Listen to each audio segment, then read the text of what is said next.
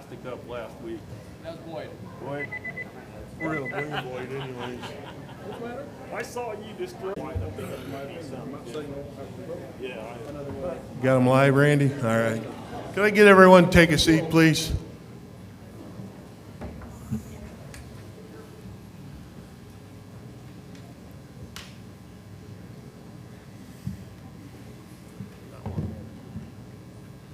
Okay, I'm going to call the special meeting of the Manchester Community Schools Board to order. Start with the Pledge of Allegiance. If you'd all please rise. I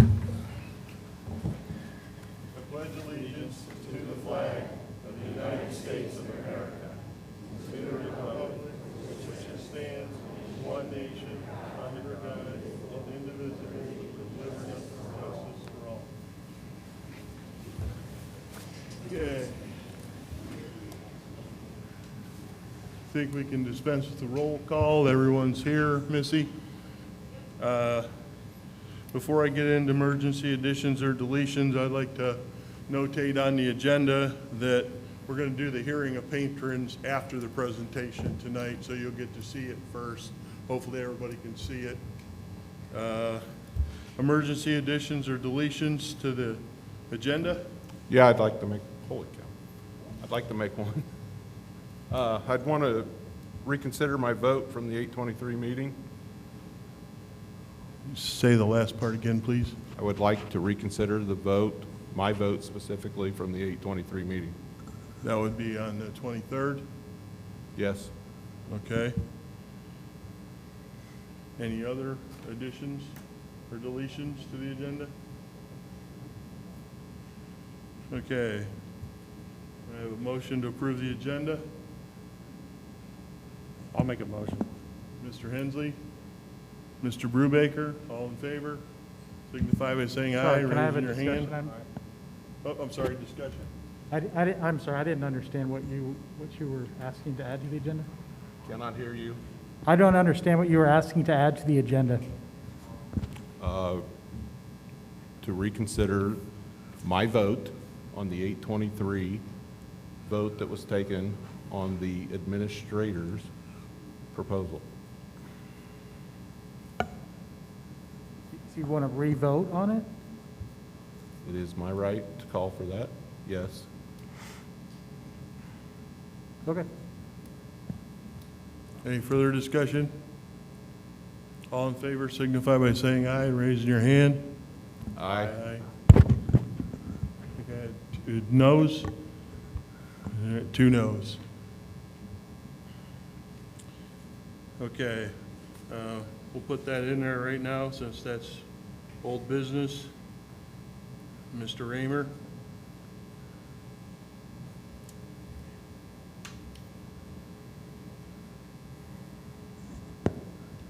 This is your agenda. Gotcha. item. Sorry. It's old business, so we'll do that before the new business. Since the 8:23 meeting, I've had the opportunity to consider the decision that I made and observe the mask mandate that we've installed. Do I make the motion or am I asking? Yeah, I'm making a motion that we modify the admin proposal of 8:23 by removing the mask mandate entirely, but adopt the rest of the proposal as written. Okay, so you're asking the administrator's plan for reentry that was presented on 8/23, you want to reconsider that vote with the modification to remove the mask mandate for the teacher and the student, but everything else stays in place. Did I Correct. repeat that correctly? That is correct. Do I have a second? I'll second. Okay, I have a motion and a second. Discussion? Yeah, I guess, would that be, so from this point until we cast a vote later on this plan, that's the duration of the change? From this point until we cast a vote, unless the vote on the other is tied and it reaches no conclusion.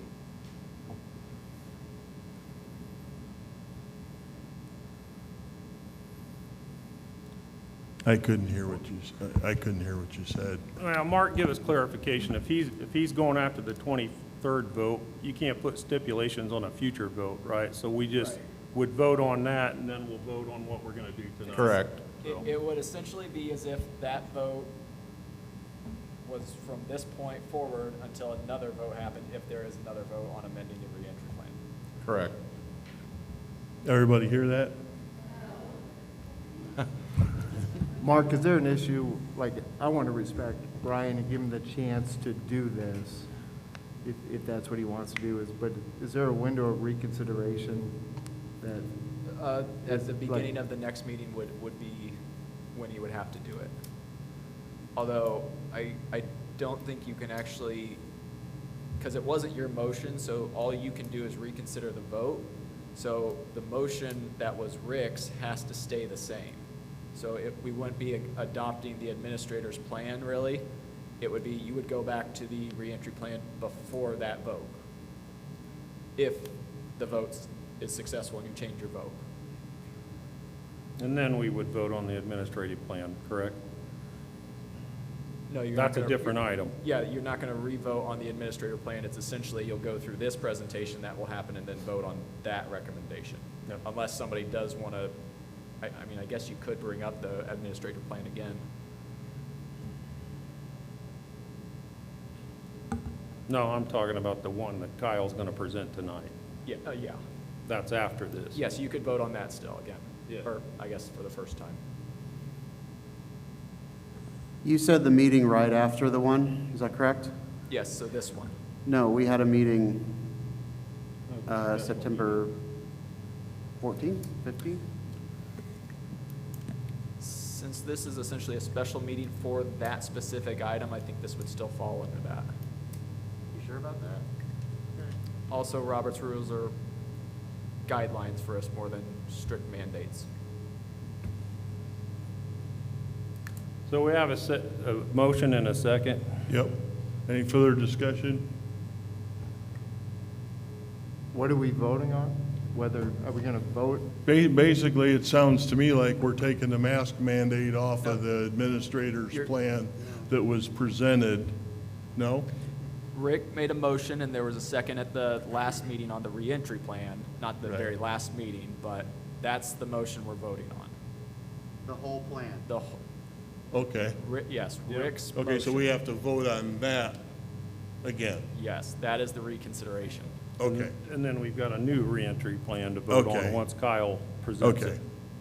Now I'm with you. Any further discussion? Okay, we'll call the vote then.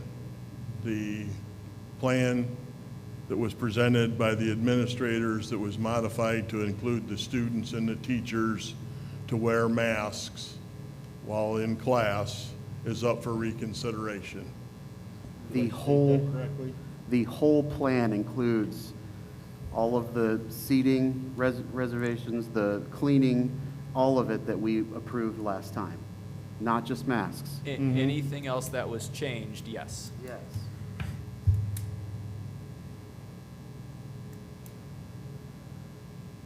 All in favor?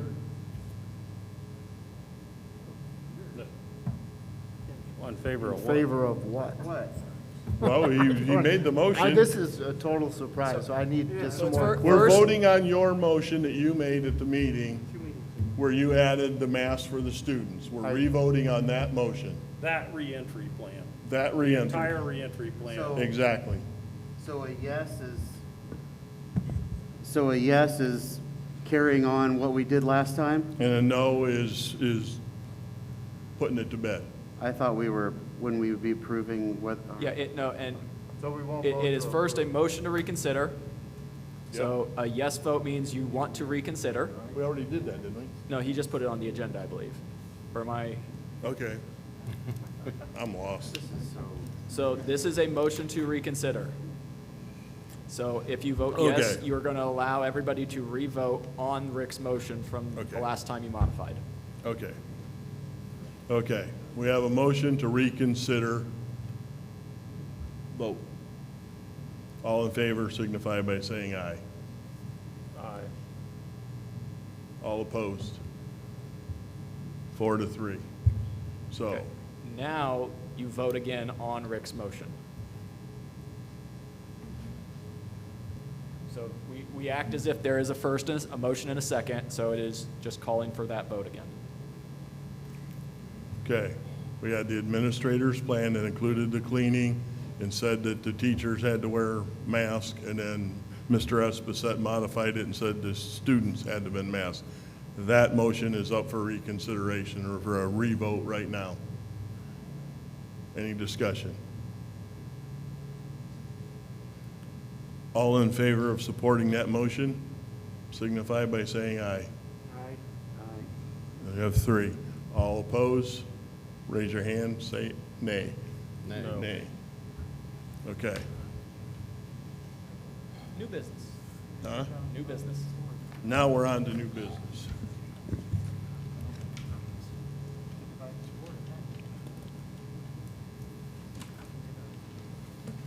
Mr. Whelan?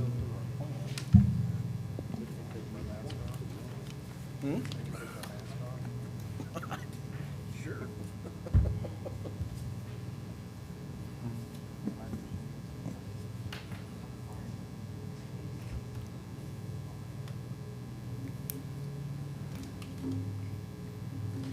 Okay, I want to first welcome all of our guests tonight. Manchester Community Schools Board of Trustees, at the previous meeting, you did ask to implement or create a committee, an advisory committee to design a proposal that would adjust our reentry plan as it stood from the beginning of the year. One of the things, anytime I start undertaking a new task, I always like to go back to, the school's vision for what they're trying to accomplish. So our vision, Manchester Community Schools provides diverse opportunities for all students in a safe and creative learning environment. This advisory committee, when they first met, their 3 main goals were to keep students and staff safe, which definitely aligns with our vision. We also wanted to keep students in school. We know that that is the best place. In-person instruction is what is best for all students. And then also allow as much autonomy as possible. So as the committee worked through this process, those are the 3 things we really wanted to try to keep in mind as we were addressing all these different mitigating strategies. So the advisory panel, which was suggested by the board, we had 2 board members that were a part of it, 2 administrators, Manchester Community Schools teacher, 3 medical professionals, and then we also invited in 3 specialty guests to answer some of the questions that we could not answer. Now I'll tell you, because of how much time was included in this, we met 5 different times for a total of approximately 13 hours, and so I really appreciate those advisory committee members' time, because I know they were taking it very seriously. There were times when a member or 2 were not able to be present, and so we did have a couple people representing that same sector in that. One of the things I really like about this advisory panel is that all of the people who were represented were members of this community. And so they were North Manchester people. They're our neighbors. Some of them have kids in our school district. Some of them have know the employees who work here as well. So they weren't just representing these specific tasks. They're also the people that live here and we talk to on a daily basis. So once again, I appreciate all the work that these individuals did to help create this proposal. We started out identifying areas to be addressed within the reentry plan. There's so many different things we can do to create a safer environment for our students. Then we identified options for mitigation strategies, and then finally we determined which of these mitigation strategies we would use. One of the things that I think all of the advisory committee members agreed upon is that, there's level of severity. Like, there's times when things are going great, at the beginning of the school year when we were thinking, hey, we're back to normal. And so, we don't want to implement a lot of things that might take away from instruction and learning if we don't need to. Then when things get more serious in nature and we need to be more aggressive in our approach of protecting our students and staff, then we might need to change. And so this county rating system was developed last year by the state. A lot of people are familiar with it because it did help guide decisions at the county levels last year. There were two metrics that they had determined were most indicative of kind of the direction that the virus has taken as far as positivity. So the first metric was that 7-day positivity rate. And so they measure all of the people in Wabash County who have gotten a test during that time. And then they take that number of positives divided by the total number, and that comes up with the county's positivity rate for that week. They also, the other thing they measured was the weekly cases per 100,000 residents. Obviously, Wabash County does not have 100,000 residents, but they use ratios and proportions to determine what that would look like if we did have 100,000. So these were metrics that the committee agreed to use. I know that we tried to use as local as possible. Unfortunately, there's not a really good way of finding the true local North Manchester data in the fact that a lot of or a good number of our students are transfer tuition students, so they live outside of our district but are coming here from school. And so we decided these county metrics were probably the most valuable to us. Just so that you guys understand how our county rating is determined. So they have this blue, yellow, orange, and red color designation, but within these colors, there's points assigned. And so as you can see, that top line is for the positivity rate. And so if the county has less than a 5% positivity rate, they're blue, and they receive basically 0 points. If it's 5 to 9.9%, then it's yellow. If it's over that, then it's either orange or red, depending on what that percentage is. And then the lowercase, depending on the number of cases that we have per 100,000, we get another rating for that. So 2 weeks ago, we had our positivity rate was in that orange level. So it was around 12%. And so we had 2 points from the positivity rate, and then we had 3 points from the number of cases. And so that's why we were at 2.5 last week. Now, the numbers are released every Wednesday at noon. And so when the numbers were released yesterday, our positivity rate dropped below 9.9%. And so in that category, Wabash County became a yellow, but we still had more than that 200 cases per 100,000. So we stayed a red in that category, but when you average out that 1 and 3 points, that is why Wabash County is now registered as a 2. We're still orange because we fall in that 2 range, but that's how our rating as a county dropped from last week to this week. Now, once again, I said that we were using that county rating just to determine at what levels are we implementing some of these mitigation strategies. One of the major mitigation strategies that we determined was, to work to improve our air quality. And there's several different ways that we found to do that. And what we found is improving air quality. It doesn't matter what our color code for our county is. This is something we should continue to strive to do, whether COVID is a factor or not. So when we look at, opening windows to circulate more air in, when possible, based on temperatures and weather conditions, then we want to be able to do that. Maximizing outside air ratio, and this is something I was unfamiliar with, but there's basically, there's a minimum amount that we can bring in. So we continue to recycle air through our building, but we are required to bring a certain amount of air in from the outside, that fresh air. Now in the past, that fresh air has to be either heated or cooled. So you are minimizing how much you're bringing in because we're having to then condition that air before it circulates through the school. And so what we found is that we can increase the amount of outside air that we're bringing in, which will improve the air quality in our schools. The last thing is the air filters, and this is something that we also learned along the way. A lot of times people think, okay, I want to improve air quality using air filters, I'll just replace that filter more often. Well, the MERV 8 really has no impact on the COVID virus, and so we can replace that filter as often as we want, but it's really not having any effect. It is helping the air quality in other ways, but it's really not having an impact.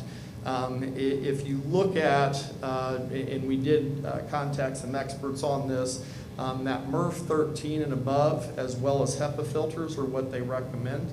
Our units themselves cannot handle a HEPA filter, and so that was something we checked on because those were kind of the best of the best, and that's what we were hoping for, but our handling units will not manage that. However, when we talk to the manufacturers, that MERV 13 is definitely a possibility, so those have already been ordered, and hopefully they're in next week, because once again, regardless of the situation we're in, we want to be able to create the best air quality as possible. Another strategy was disinfecting common spaces. Classrooms, we're looking at MIS and MES doing twice a day. Now, most of these spaces, the student is staying in the same desk all day, whereas with the junior, senior high school, we increased that because those students are bouncing from classroom to classroom, desk to desk. Now, one of the things that we also looked into this was the cleaning agents that we were using. They do require a certain amount of contact time to be effective, so we wanted to make sure that once we apply the spray, then it's at least sitting there long enough. So we've developed a schedule that it's 2 times a day at the lower levels and then 3 times a day at the junior, senior high school. And this is something that the teachers and students were already doing last year. Lunchrooms, we're disinfecting those seating spaces every seating. And then on buses, they are deep cleaning or cleaning those after every trip, and then also doing a weekly deep clean for those spaces. Another strategy is social distancing, and this is all stuff that we did last year, so we're very comfortable with it, and we decided that it's really not disrupting the learning, and so we're going to leave those in, or we're recommending we leave those in at all levels. So assigned seating for the classrooms, that helps with if we need to do contact tracing, we can do that because they're assigned to seats. The desk positioning, we want to separate those desks as much as possible, and there are some limitations. I mean, some of our classrooms are relatively large, and some of them are pretty small, and so we want to separate those as much as possible to create that social distancing. And then lastly, something that we also did last year were the one-way hallways. Another strategy is promoting hand cleaning and sanitizing. I think that this is just, once again, good common practice all the time, washing hands with soap and water. We're really going to encourage that. I found that some of our classrooms didn't have readily available hand sanitizing stations, and so those have been ordered to make sure that we have those stations in every classroom in the corporation.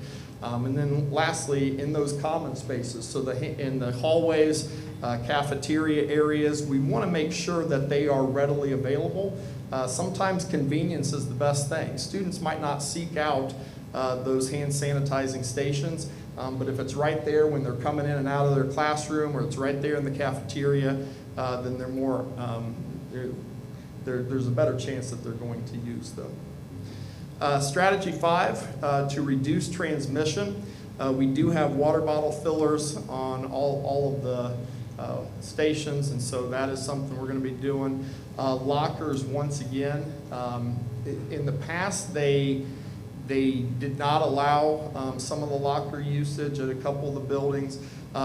We are going to allow that locker, using the lockers. A lot of the students don't use it because they can carry their backpacks from station to station, or from classroom to classroom, and so we found that a lot of students do that. But some of them, you know, if they have a lot of stuff, you know, a locker is helpful. And then lastly, visitors, we're going to limit those people to the office, which is good safety practice anyhow, is to not have visitors walking around the space. And then lastly, and this is, you know, strategy 6, that screening is really important. So, you know, we really need to make sure that our families are educated on this, our employees are educated on this, that if they're experiencing those symptoms, the best thing is just to stay home, especially when we're talking about things like a high-grade fever. We've always recommended that they stay home during those anyhow, but this is even more important, just as the best safety precautions for that. So those were the first 6 strategies that we came up with, and as you can see, most of those they really don't change the educational environment other than it makes it safe. So we do have to do some extra work, we have to spend a little bit of extra money, but all of those things are going to create a cleaner and more safe environment for our students. So now let's get into the one that is the one that people are going to want to talk about. So Governor Holcomb, and this was after the meeting that you guys decided upon going to adopting a mask requirement. Governor Holcomb released an executive order, and in this executive order it said that local school boards are responsible for implementing local measures and restrictions to address the impact and spread of COVID-19 in their buildings, facilities, and grounds. So in this executive order, he did put that on the local school boards. Another line in there, it said these restrictions and measures may be more restrictive but not less restrictive than required by statute, executive order, local ordinances and directives, and state and local health orders. So those were 2 of the things in there, and if anybody's curious about what else is in there, it's, you know, feel free to Google it, and I'm sure you'll be able to find all the verbiage. This is something in his executive order, that 2124, it did outline 2 options that he was making available to public schools. This first one is continue with masks optional. So, you know, masks would be optional for each one of our students. Positive students and staff will still quarantine. Students and staff that are in contact traced will be quarantined unless proof of vaccination is present. Individuals are allowed to test, whether that be PCR or rapid test in a facility, on days 5 through 7. If that test come back negative and the student and staff is asymptomatic, then they will be able to return on day 8. Following enhanced precautions, and this was something that wasn't in the information or the directives that we had received before. Those enhanced precautions, so once a student returns, they're saying that they need to, from days 8 through 14, they need to follow these enhanced precautions, which means wearing a mask, even though masks are optional in option 1, if they're coming back from quarantine, then they need to wear that mask from days 8 through 14. The other thing, if a test is taken on days 5 through 7 is positive, then the student or staff remains quarantined for the 10 days from the date of a positive test. And then lastly, individuals can return to school after day 10 with no test and asymptomatic, but must follow the enhanced precautions outlined above for days 11 through 14. So the survey that I shared out with, you know, faculty, staff, students, and parents, these 2 options that were available are the same ones that they're seeing. So this is, you know, what I had shared out, just so that if people aren't sure where this is coming from, it is from what the governor had shared. And this is something that, you know, schools across the state are reviewing right now as well, as far as which of these two options they're going with. Option 2 is requiring masks for all. So in this executive order, it states that students and staff are required to wear masks at all times unless they are outside at lunch or in a class like band that requires them to remove their mask. In that order, it says that if all are masks, then we do not have to quarantine students or staff who are close contact except during lunch in the classes that they require the mask to be removed. So the times that they have to remove their masks, then they are still subject to the quarantining. Students that are over 6 feet from these positive tests would not need to be quarantined. This option obviously reduces the number of quarantined students, and this is part of, you know, when we are looking at one of the goals of our advisory group is, okay, how can we keep students in school? So reducing the amount of quarantine through this method would keep students in school. There is an option, if identified through an IEP or with a doctor's medical reason, that we may be able to use a face shield instead of a mask. Then one of the things about this piece, and people had asked me about it, is that the students will still be they will be contact traced if they're in close contact, even if they're wearing masks, but they won't be quarantined. So the family would still be notified if a student was in close contact with someone who tested positive, but they would not need to be quarantined during that time. Then individuals who test positive will still need to be quarantined, and then individuals that come in close contact with positive cases outside of the school, such as a family member, they will need to be quarantined, and that's because most families aren't wearing masks at home, and so that's kind of where we are with that. So when our advisory group started talking about this, obviously I don't think anybody likes option 1 or 2.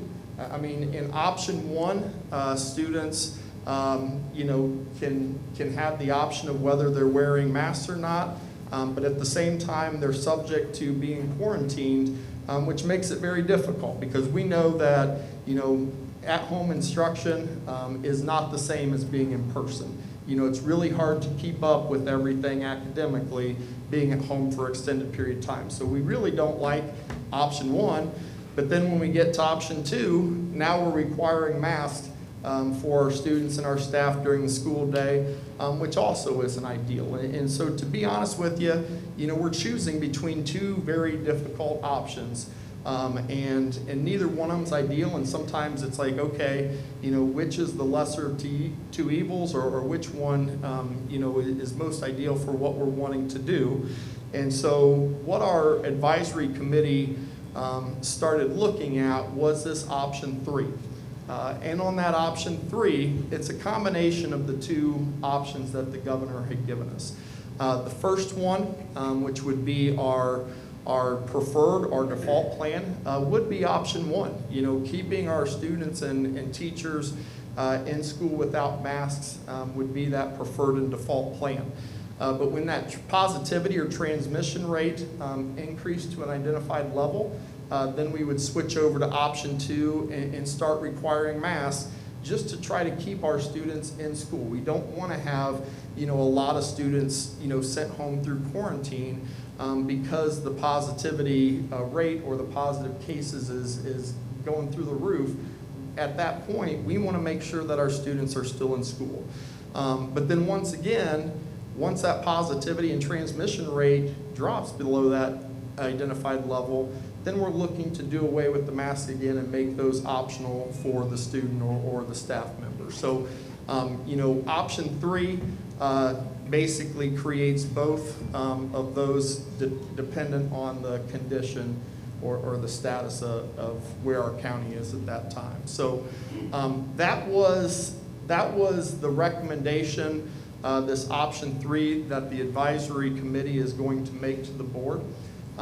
As you can see in blue, it's optional, Yellow, it's optional, but we are encouraging students to wear it, students and staff to wear it.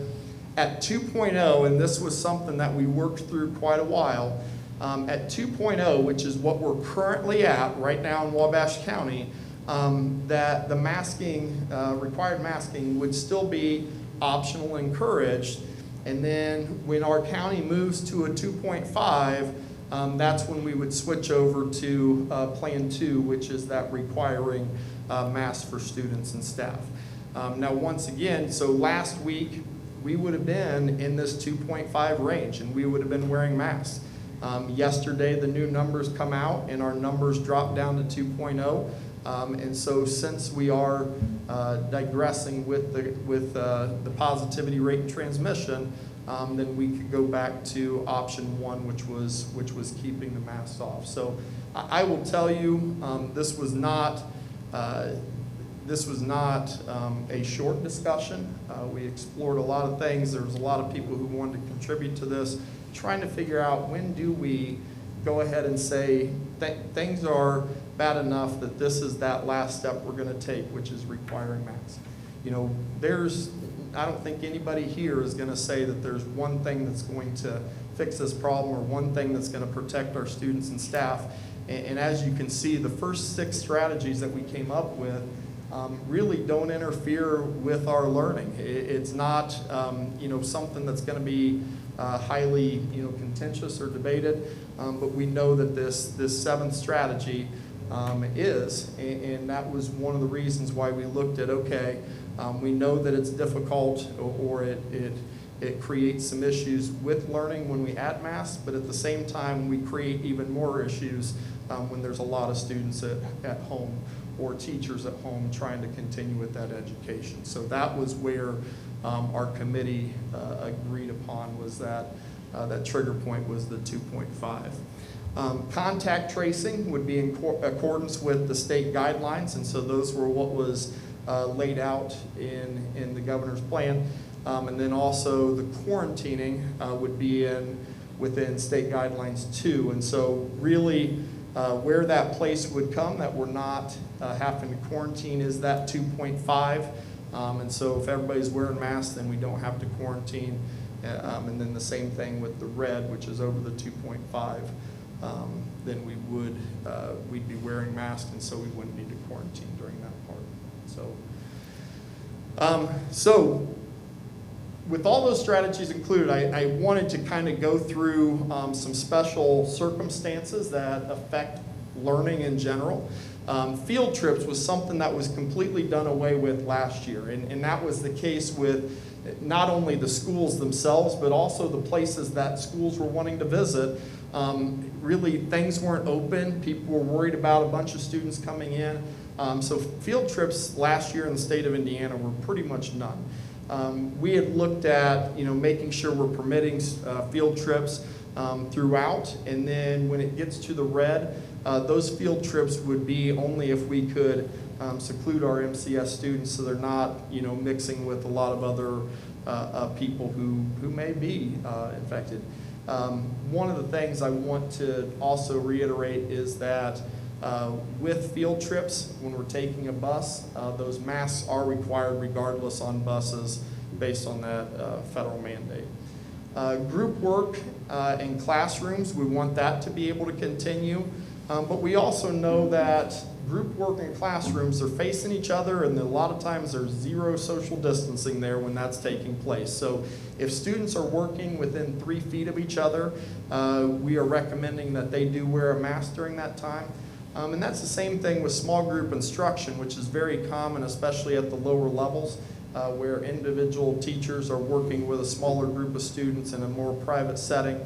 And once again, we were looking at go ahead and implementing that at the yellow level. Typically, these are shorter periods of time. It's not like they're doing small group instruction for, you know, hours on end. It's usually shorter periods of time. And so masking for that time starting in yellow would just help to create some barriers when social distancing really isn't a possibility. Transportation and busing, like I said, we'd encourage them to open windows when possible to keep that airflow. going. Masking, that is a federal requirement on public transportation. And then always, if parents want to pick up and drop off their kids, they're more than welcome to do that. I'm sure it's a lot quicker for the student. You know, some of our routes are take a little time, and also, you know, it's completely up to parents on that, but that's certainly allowed. Food service. And so we're going to go back to what we had last year, which is assigned seating for the lunch and breakfast time. Typically, the students are selecting those and then staying in those throughout the 9-week semester, whatever the building had determined. The lines, we want to make sure that spacing is utilized so the students aren't gathered for long periods of time, grouped up with each other. And then meals, the salad bar, we aren't going to continue with that for a while, and we do have prepackaged salads in lieu of the salad bar. Co-curricular activities such as band and choir. So for performances, we're going to continue with that. I know that last year there was a period of time where the band was not included in basketball games, and I think even maybe football games. That was more of a county-wide decision, but we want to make sure that our band and choir are still able to have their concerts and performances. I did talk with the band and choir directors, and they're doing a great job already being proactive and trying to make sure that our students are socially distanced and wearing masks if necessary. So they're doing a great job with that piece as well. There's several state and national organizations for music that have released guidelines to help assist the performing arts, and they're following all of those and shared those with me, and so I appreciate all the work that they've already been doing to help keep our students healthy. And then the audience, at blue and yellow there would not be a limit, but at orange and red we'd be looking at reducing capacity so that people can socially distance. And then also, like in indoor events, when they're coming and going, we do want to have masks in the common areas, and then once people are seated and socially distanced, then they can take those off. Athletics, once again, indoor and outdoor events and practices, we're going to continue with those as best we can. Outdoor with the spectators, depending on the sport, outdoor does allow for much better socially distancing. Cross country, obviously, you have all sorts of space, soccer the same way. But even like football, there's quite a few people that choose to stand along the fence, clear along there. And we do, because we built our new stadium, there is considerable space. So we really looked at red as the first time we would reduce the capacity there, just because with it being an outdoor venue, there's much more room for people to spread out, and also with it being fresh air instead of the trap space. And then indoor spectators, we'd look at no limit for the blue and yellow, but then on the orange and red, we'd look at reducing capacity to try to help with the social distancing piece. And then masking in the commons area once again. So when they're waiting in line for concessions or bathrooms or just coming and going, we'd encourage the use of masks. But once they found their seat and have been able to socially distance, then we wouldn't require them. Other extracurricular activities. So we have a lot of clubs and other things that go on, and so if they have events that are outdoors, those are going to be permitted. And then the indoor would follow the same process or guidelines as what the school day does. And so the indoor activities, they would follow the same thing that you guys decide to approve at the masking. And then social events like a dance, blue and yellow, yeah, go for it. Orange, we'd look at doing those outdoors only. And then red, we would not have those activities. Once again, so this does conclude the presentation as far as what the proposal of the advisory committee was. Once again, I go back to the vision of Manchester Community Schools, which is, providing a diverse opportunities for all students in a safe and creative learning environment. So I think that that the advisory committee did a great job of looking at all the different strategies that were available, trying to keep our students safe, trying to keep them in the classroom where, education is most effective.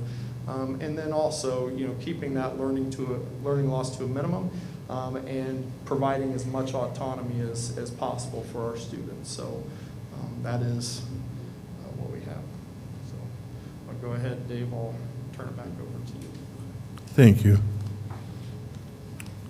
At this time, we're going to allow up to 60 minutes of public comment, 2 minutes per person. We ask no time sharing, and you only get to speak once. So we have a timer over here that Mr. France is going to run, so you'll be able to tell when you're getting close to your 2 minutes. So agenda items, Mr. Baldwin, if you would, please.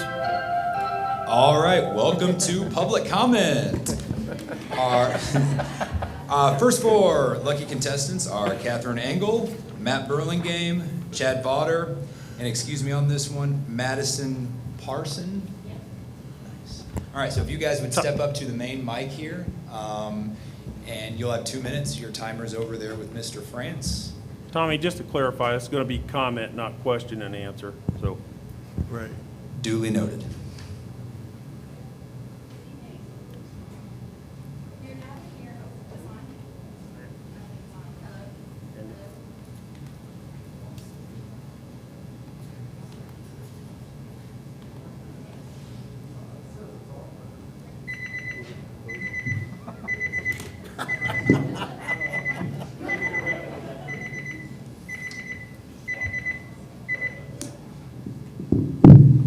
There we go. Thanks. All right. Gets 2 more minutes? All right. We're gathered here this evening as part of one nation under God. And when He is left out, everything fails. The best intentions cannot replace the power and the knowledge of our Lord Jesus Christ. Our founding fathers knew this. It's what our country is built on, and it's who our country is. Our founding fathers knew this. It's what our country is built on. He is who our country is built on. So, Father God, I acknowledge you in this place as one who created this world and created everything and everyone in it. As the one who sent your only begotten Son, our Lord Jesus Christ, to die in our place for our sins and mistakes, and then to be raised from the dead in order that we would be able to walk and live in freedom with you eternally. So I repent on behalf of our nation, God. Forgive us for attempting to strip you of your leadership and authority over us all. It's you who needs to remain as the first and only voice we listen to and follow. We belong to you. Our children don't belong to a tyrannical government, to Manchester Community Schools, or any school system, or even to us. They belong to you, and you've so graciously entrusted us with them, our most precious gifts. So I ask, Father, that you would protect them, that you would help us protect them and know what decisions to make on their behalf.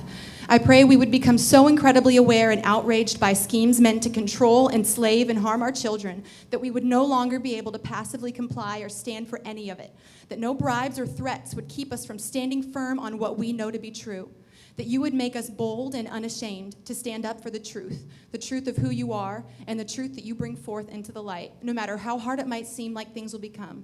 Let us have faith in you and in knowing that you will make a way as you always have done for your people, because you are good, righteous, just, faithful, kind, all-loving, all-powerful, all true, and you will never forsake us. I ask, God, that in the mighty name of Jesus, the devil's schemes would not prevail, but instead that they would fail in every way, that any word and lie spoken and not in accordance with your will would fall on deaf ears, and that any and all truth placed in our hearts and the hearts of your people would be brought forward and heard, that your truth would bring new life, new hope, new freedom, that hearts and minds would turn towards you for guidance in all things. Thank you, Jesus. Amen. Okay, I'm going to address this right now. If that happens again, we end public comment. Everybody gets 2 minutes. We're going to be fair. If it happens again, public comment's over. Thank you. Matt Burlingame. On behalf of myself and most of the parents here, I just want to kind of talk about kind of the sham that this whole mask committee was from the beginning. I think what we voted on was 6 members and MA hire, and then when I look up there, it turns into like 11 people. I'm not sure that was how that was supposed to go. On the original 7, we had 2 doctors who were obviously hardcore pro-mask, a school board member who also voted already to muzzle our kids, 1 freedom-loving school board member, a school nurse who told me that she was going to do whatever the governor said, but because she wasn't going to risk losing her nursing license, and then a principal and a grade school teacher, and then the principal apparently was replaced by another administrator. And besides these medical professionals, of those 7, to the best of my knowledge, none of them really have even a science background, and we're expecting them to talk about data and research and science. So anyway, I'm demanding that the school board retract the recommendations of this lopsided mask bias committee. These committee meetings were held in private, and no notification was given to parents nor the public in general as to the date, time, or location of the meetings. This is a direct violation of Indiana Code Title V, Article 14, Chapter 1.5, Section 5 of the Open Door Policy. The public has been substantially deprived of the opportunity to attend, observe, and record these meetings, and a formal complaint has submitted to the Indiana Public Access Counselor. Thank you. You want to address that or not?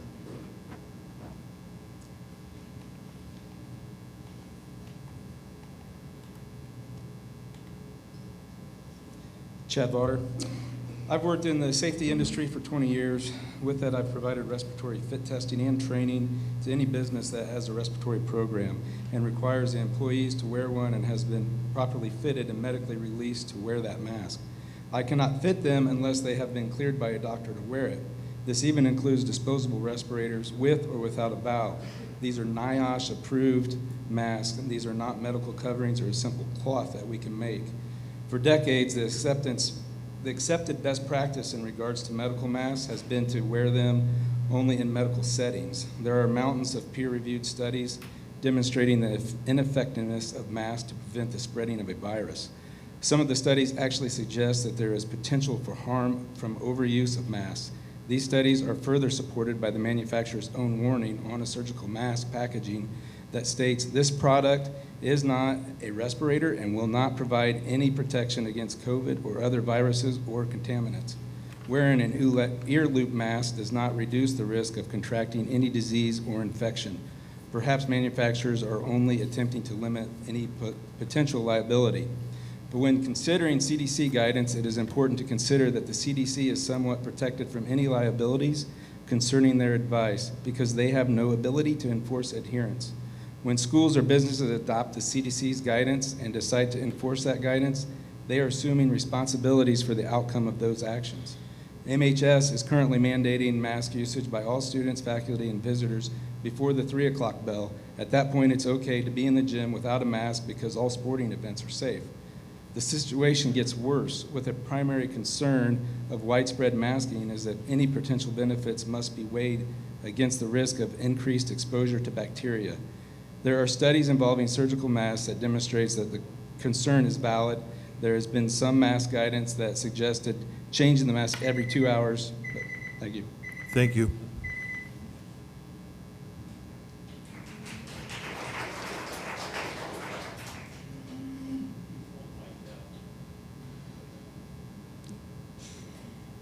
Hi, my name is Madison Parson, and I'm a senior at the high school. I wanted to take time to thank you, and I appreciate all the decisions that you guys are voting on and what you're doing for our community and trying to make everybody happy. I appreciate it. I'm here on behalf of this petition that was signed by 765 people of our community. Majority of those are students. These people are the same people that you are asking to wear masks every single day, but you can't necessarily control all 352 people that signed this in person. There are more that signed it online. You're also asking teachers to put one more thing on their plate.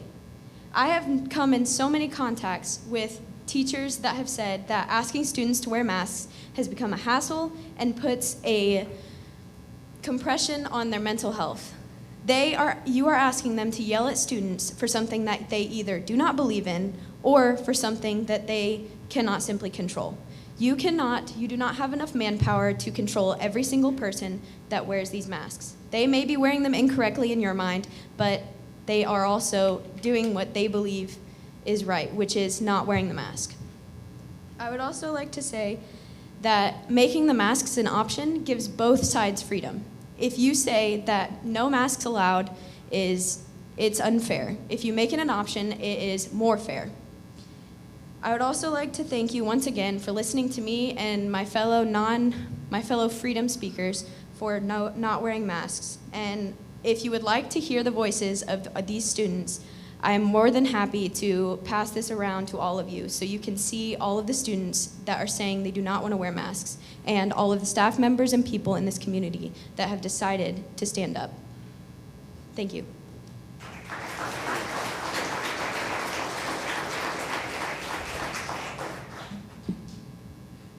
Next up, we have Nick Kopke, Craig Briner, Mary Earl, and Jenny Pyle.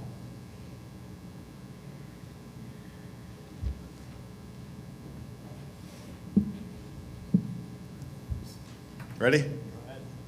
Okay, Nick Kopke. I obviously wrote all this before I knew anything about the policy and before Mr. Raymer rescinded his vote, so it's not all 100% applicable, but I'm going to read it all anyways because I think it's important that all you guys know how we and how I stand.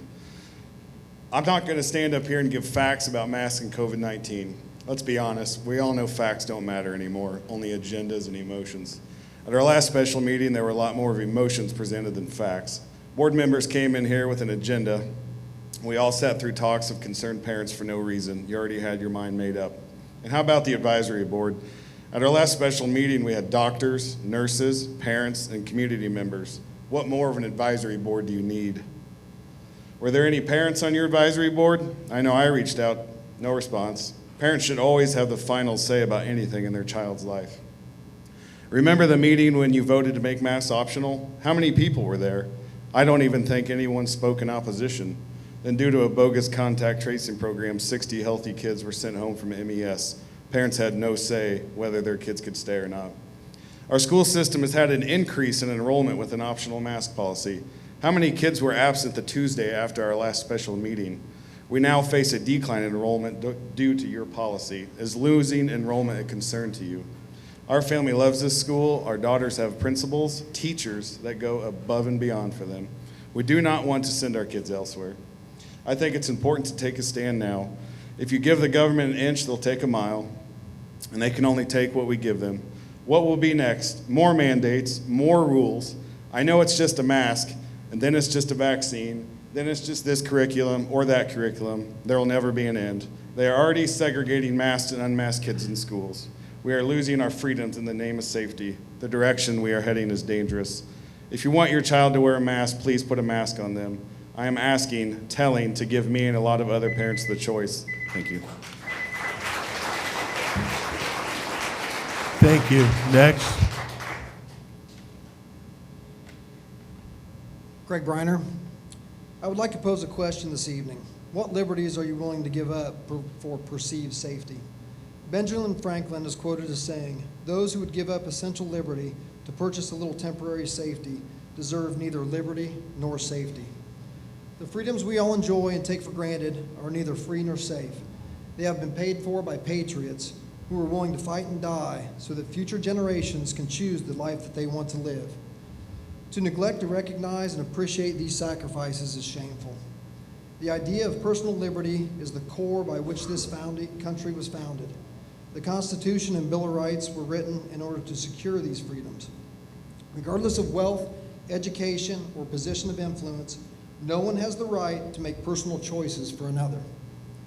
In my review of several experts' research and documentation, the evidence is conclusive that being anything short of a properly fit respirator does nothing to stop COVID. So what is accomplished by the strategy of mandating an ineffective policy? I believe the only outcome of this is the grooming of our children to sit down, shut up, and do what you're told.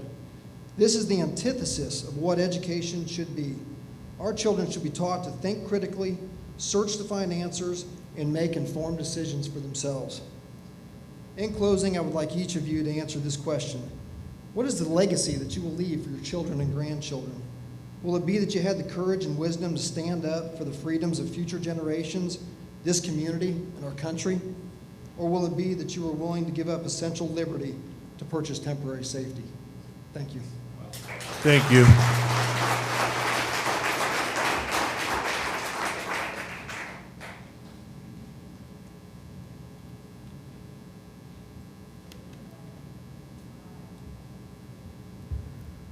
Shorty will bring them in. Does that work? Okay. All right. Likewise, I wrote part of this before the meeting, but I will pull some things out. When not silenced or deleted, many doctors and professionals have spoken out against the use of masks in school. Masks are a psychological stressor for children and can restrict their emotional and intellectual learning. They reduce the ability to communicate verbally and non-verbally, and emotions are not visible. They cause anxiety, depression, and have revealed 24 distinctive health issues related to mask wearing. They make it impossible for young children to distinguish between people they know and strangers. And masks become germ magnets when repeatedly touched, shared, full of snot, worn over and over without being properly washed. Did you know that OSHA does not consider cloth face coverings personal protective equipment?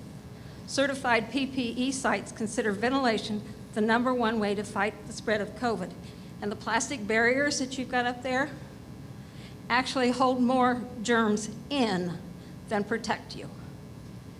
The requirement of social distancing and wearing masks in a building while not requiring the same outside of the building or during after-school activities is a perfect example of not using facts and common sense to apply rules and restrictions equally to achieve a desired outcome, keeping the kids safe and healthy while participating in all school functions. If masks and social distancing are not required at all school functions, I don't care whether you call them sports or whatever, masks should be optional. Thank you.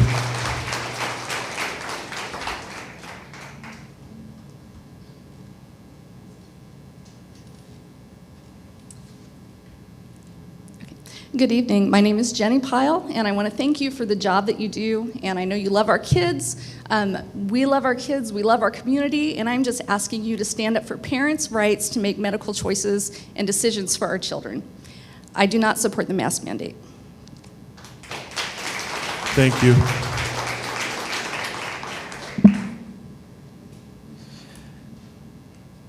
Amber Isley, Andrew Cook, Katie Cumberland, and Matt Smith.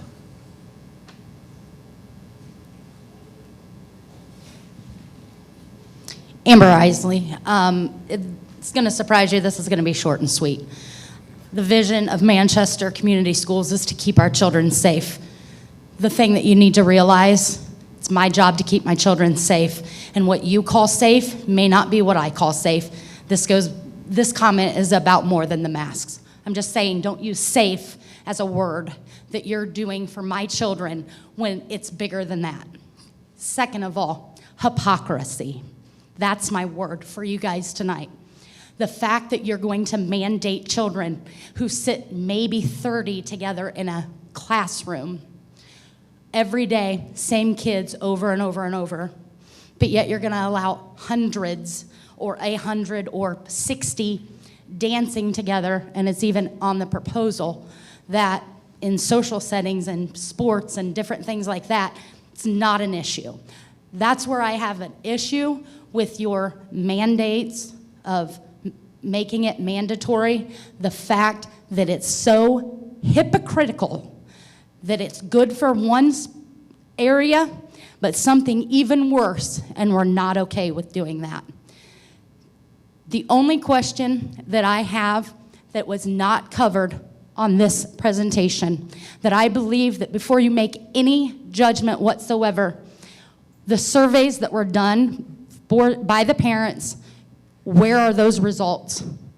How many of us said mandatory? How many of us said optional? You weren't provided with that information. Again, you're elected by us. Thank you.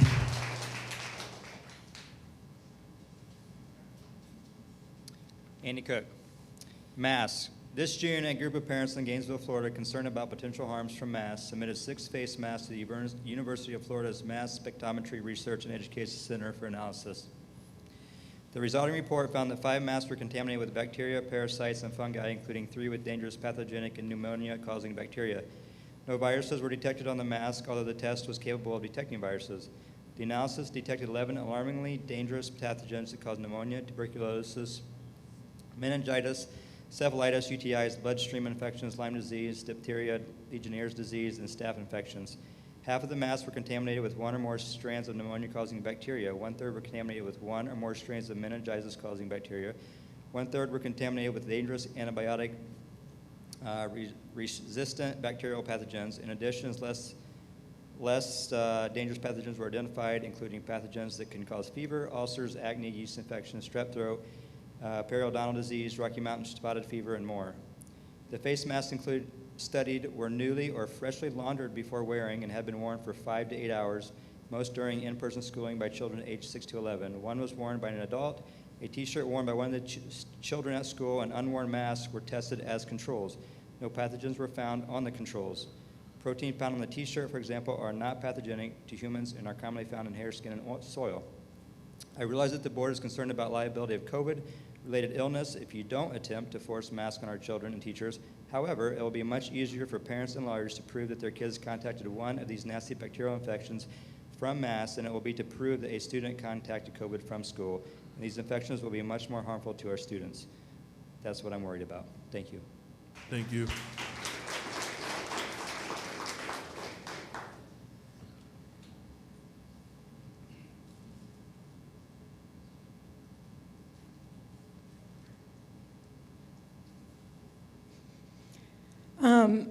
I just want to give you guys some numbers. As of January 1st, 2020 to yesterday, there was 464 COVID deaths in the age group of 0 to 17. Same time frame, same age range. Pneumonia deaths, as of yesterday, was 966.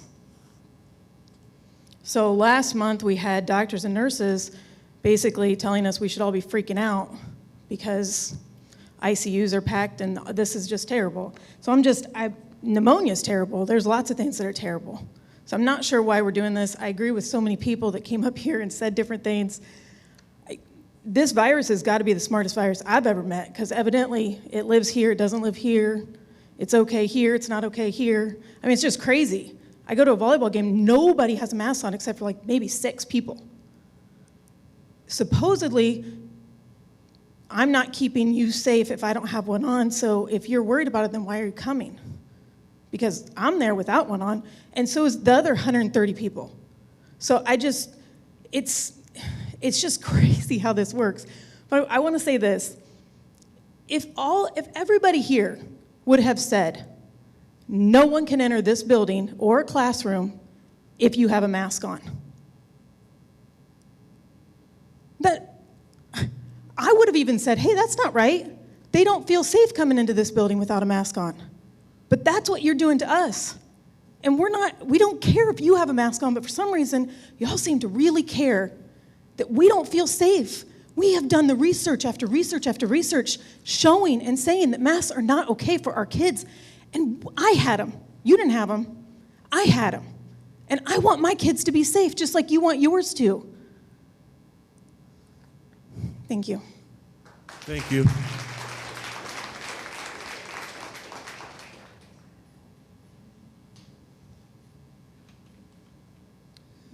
Matt Smith. I'd just like to point out that just about everybody that came up here tonight touched this microphone. As adults, as people, we cannot follow those stipulations. We cannot keep from touching our faces. I think the best thing we could do to help safety would be wash your hands. I talked to Kyle today about a couple different things like that, and you know, these masks are not right. To mandate is absolutely not fair to the people that don't want to wear them. And if you don't want to wash your hands, again, that's your call. That's injuring you, it's injuring others. But I did notice that you guys all scooted together tonight to see the video screen a little bit nicer. I was talking to some people. They mentioned that we got over a ton of money for Zoom equipment this year that we're not using now when kids are out because of contact tracing. I have a son that's out with contact tracing. I have 3 kids they're in sports. If we have to wear masks to walk down a one-way hallway or sit in a classroom facing forward with the same kids, how in the world can we go to a sporting event with other schools from other communities and run back and forth and, expelling, shout, run, jump? There's touch. There's no way that that's acceptable if we're going to mask them sitting down in their own spot, in their own area, where they should feel safe, and be able to learn. I also feel that the masks block education from verbal, facial, all that, as far as the teachers getting to the students and being able to see. Thank you very much. Thank you.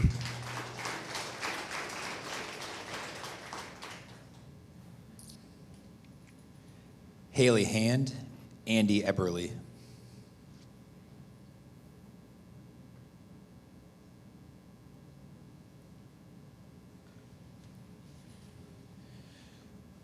All right, at this time, that concludes the portion for those that signed up.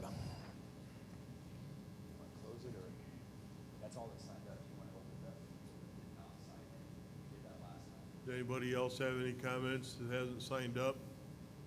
No repeats, please.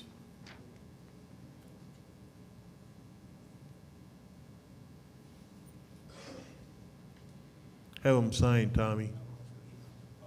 He's on there. Oh, okay. Hi, my name is Terrence. I'm sorry, I'll wait for you to start that. My name is Terrence. I have kids here in the school system. I have one at MES, one at MIS. Both my kids are asthmatic. Our household is full of COVID survivors. Thankfully, we're very, very happy about that. Like I said, both of my kids are asthmatic. My background, I'm a nursing home administrator by profession, so I'm very well versed in PPE. I'm very well versed in COVID policy and protocol from inception. I had some things from your proposal that kind of made me say, and I'd like to note those first. The cleaning frequency, the thought of doing more cleaning for the older kids and less cleaning for the younger kids is baffling.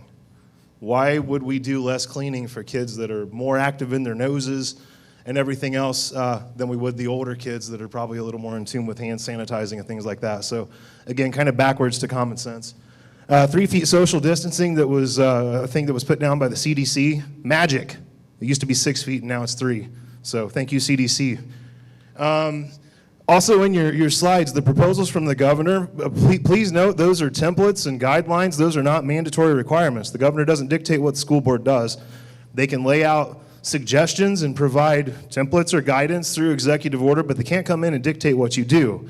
That's your choice. I would strongly suggest that the school board not vote on this, revert back to what you were doing before, and come up with a plan that isn't this crazy. In my personal opinion, having been through this in facilities and everywhere else, and seeing how it's been fabricated from day one, I would like to see a plan that doesn't involve any of the COVID measures and we turn back to normal life. Some of the other things that I want to touch on in my 15 seconds is the science that's not accepted. Double masking, a study recently out of Australia. Double masking, oh no, I'm sorry, this was the CDC. Double masking, news of the obvious, it impairs your breathing. That was the finding from their study. Increased anxiety. Anxiety up 25% in the hospitals. Thank you.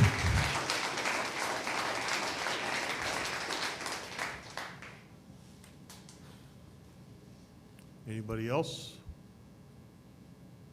Okay, at this time we'll close the public comment.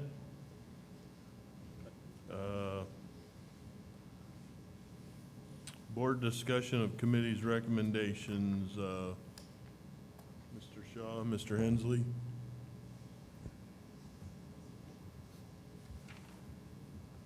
Well, I guess I'd just open it up to the rest of the board if there's any questions or clarifications you need on the proposal.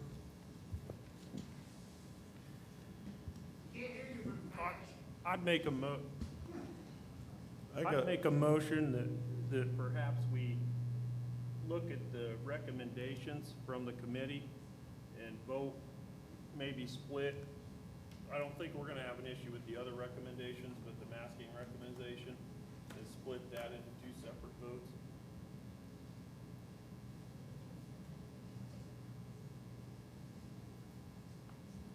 Are you making it a motion or just, we're just in discussion right now. Would you mind holding that for just a second? I got some questions I'd like to ask Dr. Whelan. I'm sorry, Mr. Whelan. Lunch in the hallways last year. What, are we doing that again? I mean, we still have the same cafeteria, now we have seating charts, so are we back to?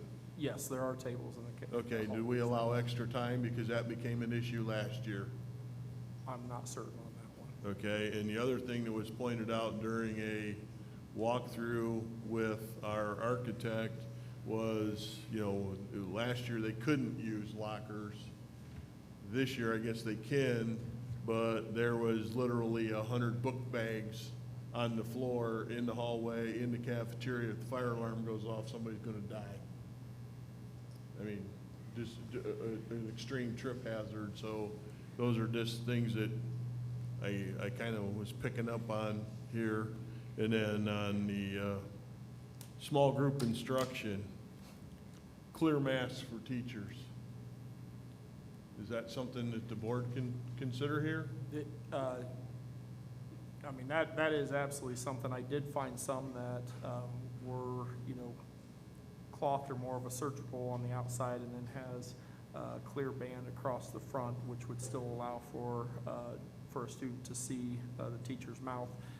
Also, back to your backpack question, that was a conversation I did have with some teachers as well, and the encouraging is putting them under desks in the classroom, and then also looking at either along the walls in the cafeteria or under the tables in the cafeteria, because we all agree that having those just in the aisles is not a good practice. Thank you. Go ahead. Could you just for everyone's sake clarify, you know, the governor's order, one piece of this that disturbs me is the consistent and constant usage of masks for the reduction of quarantine. Can you clarify that for everyone, please? Yes, and so that is different than what we were, the practice from last year, where once the student was seated, facing forward and socially distanced, and they pulled their mask down. The guidance that we got, and I don't remember the exact wording, but I think you're pretty close on that, would mean that even when they're seated in their desks, they would have their masks on, correct? As our new superintendent, do we have any currently possibility of testing students in a cost-effective manner? As of right now, no. That is certainly something, and that was, you know, brought up in the advisory committee as something we want to continue to explore. You know, things are constantly changing, and so that's something that's certainly on the radar. Because I also think that giving our parents a more cheaper option than, you know, if we're able to provide it here, if a student is, you know, sick or they're just wanting them tested, if we were able to provide it here to help save on the cost, that's certainly something I would explore. So that's on the kind of priority list, to just monitor that and see what transpires over the next. Well, and I'll tell you why that bothers me, because if we can do that in industry and we can test employees every day, it kind of boggles my mind that we can't find a cost-effective manner to test our children. And to me, this is a nursery, you know, and the best way, you know, changing rules to make sure kids come to school. I want kids in school like you all do. We failed at remote, you know, and that's something we need to go back on, but not when they're sick. That's something that everyone's got to understand, you know, so thank you. Yep. I have a question for Mr. France. I hate to put you on the spot here. Last year, an executive order shut this state down. Senate Rollback Bill 5 says that the governor cannot do that, that now he can make a recommendation and the legislator votes on it. Same thing with the county health department. Just happened in Miami County. Their health department made a recommendation. The county commissioners voted it down, which would be the same with Dr. Rowe and the same with Dr. Box. So the other gentleman brought up something there that's got me thinking now. It's like he laid out all this stuff and put it on the school boards. Is he doing an end run around the legislature? I mean, the legislature told him he couldn't do it, so now he's putting it on us. It does seem like a runaround like that too, but I would point out he's challenging the legislature's, the law that basically takes that power away from him that they originally gave him, so I can't say that that's gonna stay the same forever, but yeah, he essentially deflected from himself and put everything on the local school board. So in your opinion, is his executive order valid, or is it subject to challenge? I still think it's valid. I haven't seen anything that would invalidate that, although that's also being challenged. So that may change soon too. Although actually that's, well, I don't know how soon that would happen, but it's probably not going to happen tomorrow or within the next week. Thank you.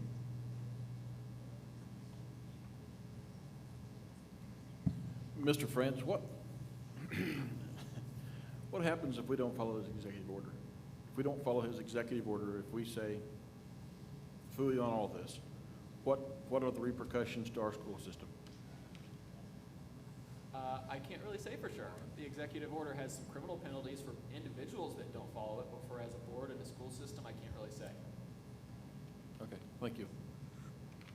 So we already have a reentry plan for the federal dollars that are being mandated by the state that was already approved by the state. And they said that's a flowing liquid document that we can amend it. So we could put all this, we could put all these other things in there and still be legal and go back to what we started the year with. Technically, based on the prior vote, that's where we're at right now. Thank you. I'm guessing we just have to resend that old reentry plan to the federal government. Any questions, comments, board? Yeah, one other point I want the board to consider is the current rating system for the county based on the positivity rate is an accumulation and then the lower per thousand, and that leads to the point system. I'd also like to consider, I do want to say I appreciate everybody that was on that committee regardless of what people think. I mean, there was some very positive we're about as far apart as everybody in here, right? But I mean, there was some very, positive things that came out of that. But the rating system, I would like to consider that we use our zip code positivity rate versus the county rate in that calculation on the, on these adjustments through here. Or at least, bring that up to the board that the positivity rate is maintained at a zip code level within the county. So, it was after the meetings that we had, but I did, as I looked at that, I did see at times where certain districts of the county were at 15%, we were at 10%. There was one lower. I think one doesn't count because they've got so few people. So I'd like to kind of throw that out there too, that we look, basically the legislation gave, however you want to put it, Dave, I mean, they've kind of turned this over to the school boards, which we are by district, not by county. So I think at times, and the reasoning I got from them was they said this, the infection rate and the positivity rates are variable, all over. So it's very hard at a state level or a county level, to assert mandates or anything else. So that's something else I'd like to throw out there as we look, instead of looking at the entire county rate, that we look at that zip code rate on positivity or consider it. So I'd like to remind the board that when we were at where we started at the beginning of the year, we all remember what happened about 2 weeks into the year. We closed. because we had to. So I don't want to go back to that.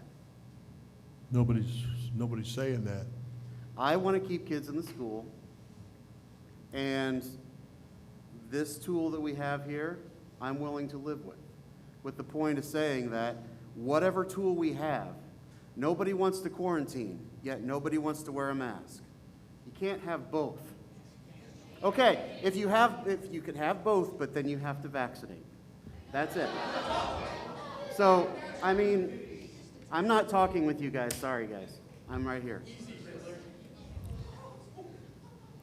Just to clarify, Robert, when we started the year, I think everybody on this board thought everything was the same as it was last year, except for the optional masks. And then we found out that that wasn't the case.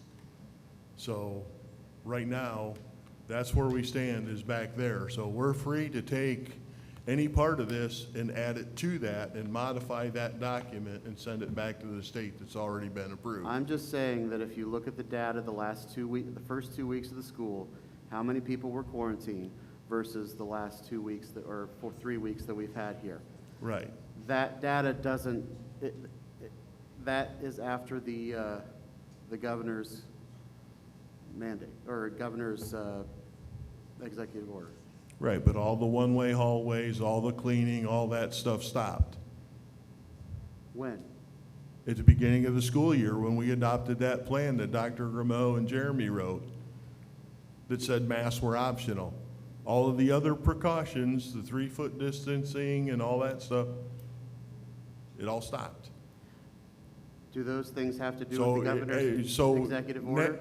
So naturally, the numbers were going to go up. Do those things have to do with the executive order? Say it again, please. Those walking in the hallway, the social distancing, do those have to do with the governor's executive order? The governor's executive order is irrelevant at this for last year. It states, we were following it last year. We were doing, if Yes. you were sitting facing forward and you had your mask, Last 3 year, feet yes. from somebody, you could take your mask off. You were talking about the first 2 weeks of this year. Exactly. Versus saying that those numbers were skewed because we didn't do those other parts of the cleaning. I'm sure and it the was things part of that- it. So the governor's executive order has nothing to do with those things. It has to do with one topic. Really? And that has to do with if you wear masks, you don't have to quarantine. If you don't wear masks, you don't have to quarantine. Mm-hmm. Pretty much that's it. And there's another piece in there that you're missing, and that's the contact tracing. Exactly. Well, that's either way. So, but the contact tracing is, you don't necessarily quarantine if you've been contact traced. If I may. Go ahead. There's open discussion. So I've heard a lot of talk about last year and this year and this year. And you know, last thing I'm gonna listen to is somebody coming down on the administration for taking away some of the things we were doing because we were all there. We all want to get away from this thing, you know? And in my mind, number one thing that I've learned from this is fear, right? I remember my wife getting cancer, and I remember that first phone call and that first word cancer and how freaking scared I was, right? And then I learned through the months, you can't be scared. You have to be an advocate. You have to do what you have to do. You have to search things, you know? My biggest disappointment in this is this piece of cloth over somebody's face is the best option we have at this point for our children when we're doing a lot of other things in industry, you know? The second major point, you know, it's not apples to apples. No one else in the world, we closed the whole country down. They know we can't do that now because of economic reasons, right? And that's really driving some of these decisions. That's really what's behind this. If the kids are at home, the parents can't go to work. We get hurt by the economy. What a heck of a way to look at things, you know, for our children. And the third thing I've learned of this is we are freaking horrible problem solvers. You know, we're sitting up here arguing, right? It just emphasizes the basis of my business and what I do for a living, teaching people how to solve problems, doing root cause analysis. I think this committee did a heck of a job looking at different mitigation strategies. Personally, our point of contention is these masks again. And freedom does matter in this country, you know? And to me, we got a 1% transfer rate within the school. The other 99% transmission is happening where? And so that's kind of my mind frame. I'm not happy. I'm not happy about masks. I'm not happy about any of this. I'm very unhappy where we are. We should have some type of affordable testing. If the parents are at home and they decide to test their kid or not, we should be providing that to these parents or in some way doing that, right? I remember when this first happened, you want to talk about last year? What happened? You couldn't even go to a doctor or a hospital. They didn't want you if you had COVID. So instead of us here, this whole thing kind of sickens me, to be honest with you. I hope somebody that's in power, that's got their hands on the money's got a team somewhere running some design of experiments, looking at testing and transmission through the weekends and through the week. I hope to God somebody out there is intelligent enough to really attack this thing in a root cause manner and find out. One of these days we're going to figure these viruses out. We've been slaves to the virus like we have for oil for a long time. And there's got to be some way to get these things to attack your immune system. The problem with that, even vaccination, I'm the most dangerous person in the room, is what I'm figuring, because I'm vaccinated. And if I do get the next variant, then I will be asymptomatic. I may be spreading this around. So I need to wear this again, I'm just wondering where this whole thing ends. But the biggest thing to me is we find a permanent, sustainable solution to this versus kind of, the cheapest and lowest level, a secondary level of control that we can. I think our kids are a lot more important than that. And I do think it harms the educational. I was up at Subway, little girl that just came in here. I said, well, how do you like the school? She says, I like it. She says, I've made a lot of friends, she said, and then she stopped and she looked at me and she goes, I think so. And she said, I don't know if I'd know them if I saw them.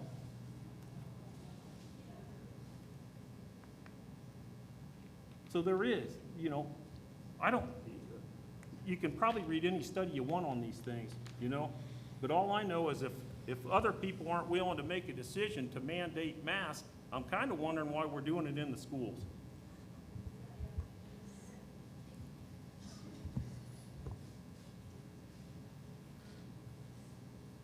I'm done. Sorry.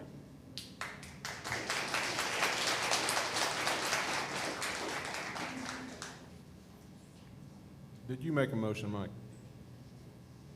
I did make a motion. I second it. What was your motion? My motion is Would you use your mic so Missy can get it, please? to take two votes on this. One, all things other than the mask mandate, and the second vote on what we're going to do with masks, because I think that's going to be our point of contention. I think everything else we have on this list, yes, I agree there's a little goofiness there with some of it, but I think that's what we've found is some of the best things we can do besides masking. So, and there is some investment by the school system in those filters. There's some testing to be done, but I think that committee came up with some really good things, and that wasn't just that committee. That's all you people's ideas, those emails you sent, the phone calls, everybody that stopped me in the grocery store. I'm sure Raju had input from a lot of people. That list was a pretty comprehensive list from all of you. It wasn't just this committee, the ideas from the committee. Okay, so you made a motion to do this in two pieces, is that correct? Somebody over there seconded it, Brian seconded it. Any further discussion, comment?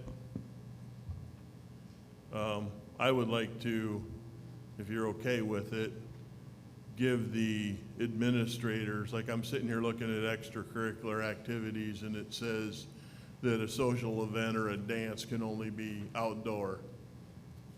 If we can do a basketball game in a gym, we can do prom.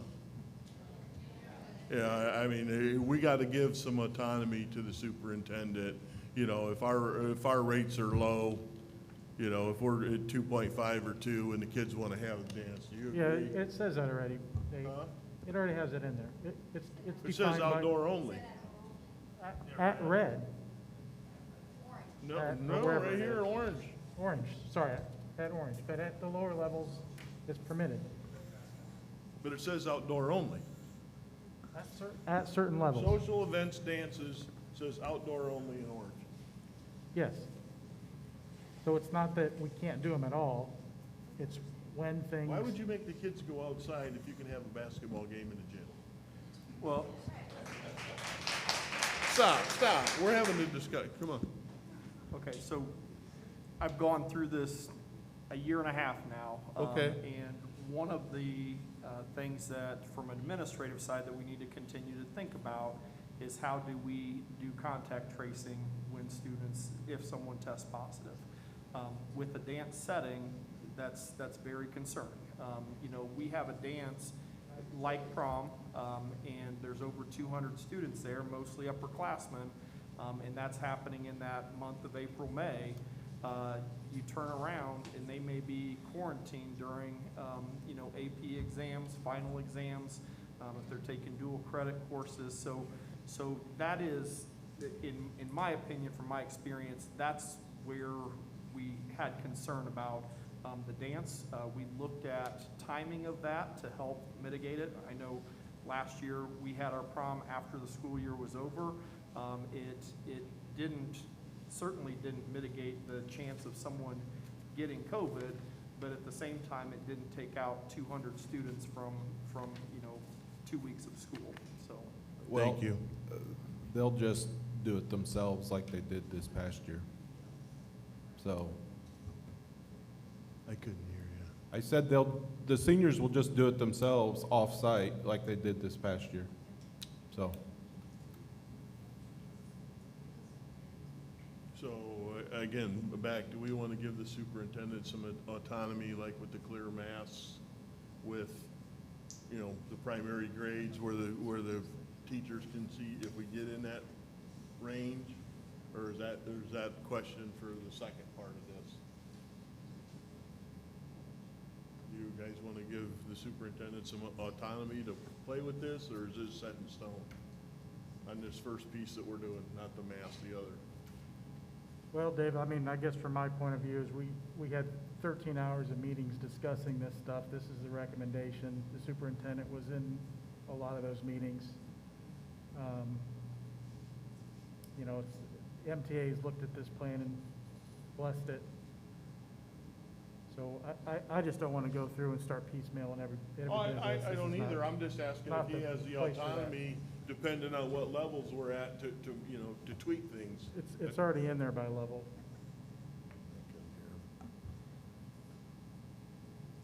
Well, again, I'm a little confused on what you're asking, but I don't, you know, if something changes and we have to modify things, He brings I it don't back to think the this board? is cast in stone, right? Okay. I mean, All right, that answers my question. It's a fluid document. knows what's gonna happen? If you find something that's not working, you can bring it back and adjust it. That answers my question. Thank you. So we have a motion and a second. Any further discussion? Okay. Can you clarify the motion, please, Dave? Can you please clarify the motion, just so I know what we're, the motion is to break this reentry plan vote into two pieces. One, with everything besides the mask mandate. The second piece would be the mask mandate. You good? Mr. Esposito? Okay. All right, roll call vote. Mr. Raymer? Yes. Mr. Bucher?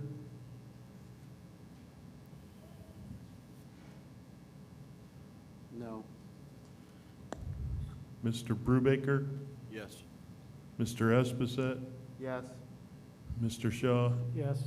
Mr. Hensley? Yes. And I vote yes. So we got 6-1, Missy.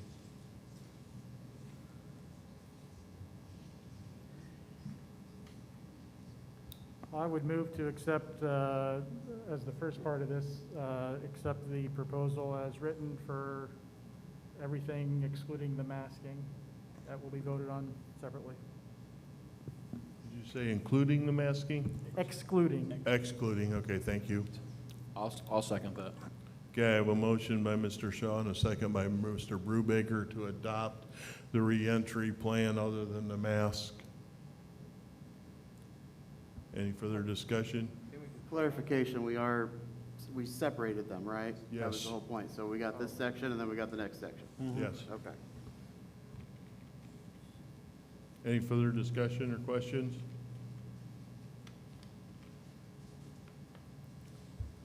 Roll call vote. Mr. Raymer?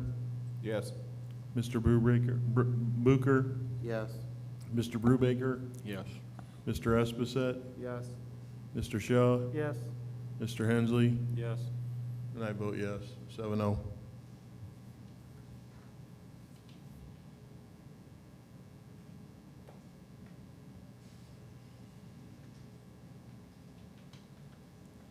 Okay.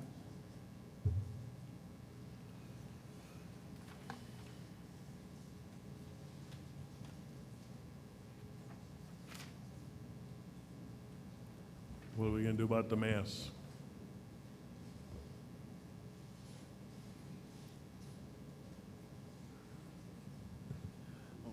What's our options? Somebody needs to Yes make or a no? motion. You got an option for I- one, you got an option for two, you got an option for three, Just it. or make a fourth one.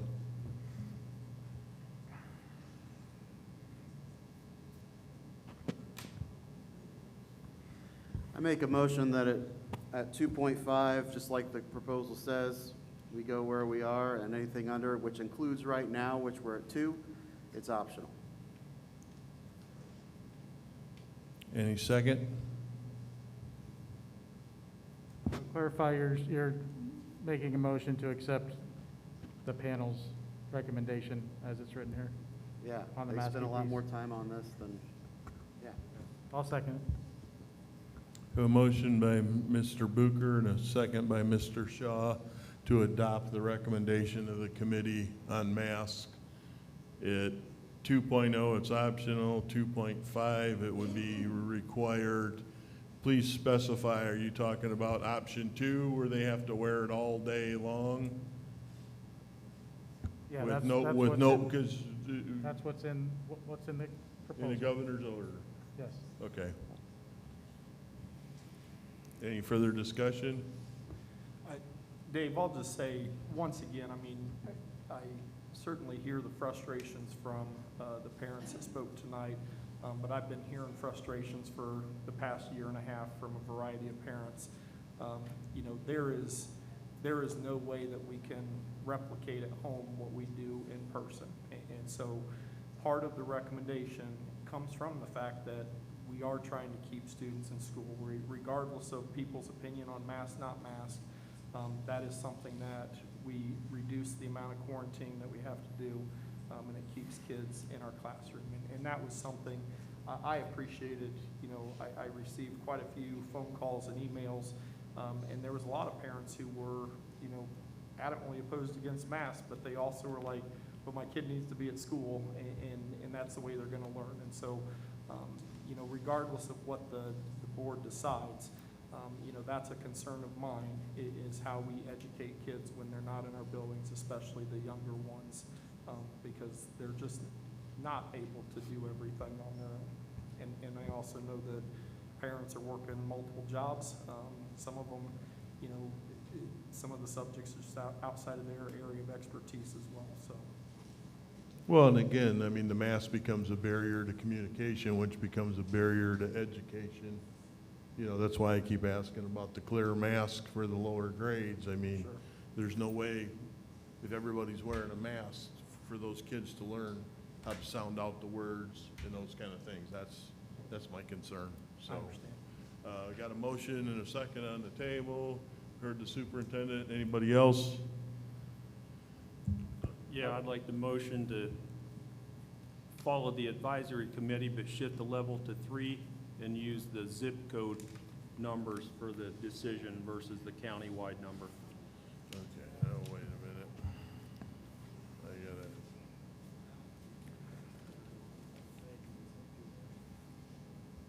Okay. The first motion was by Mr. Bucher, seconded by Mr. Shaw. To, Mark, am I able to make that motion? yep, You have to vote on the first motion first, and then you can consider the second motion. yes. And that was to support the committee recommendation. Mr. Hensley made a motion. Do we have a second? Mr. Brubaker. State your motion again, please. Zip codes was part of it? Yeah, it's the advisory committee that shifted to a level 3.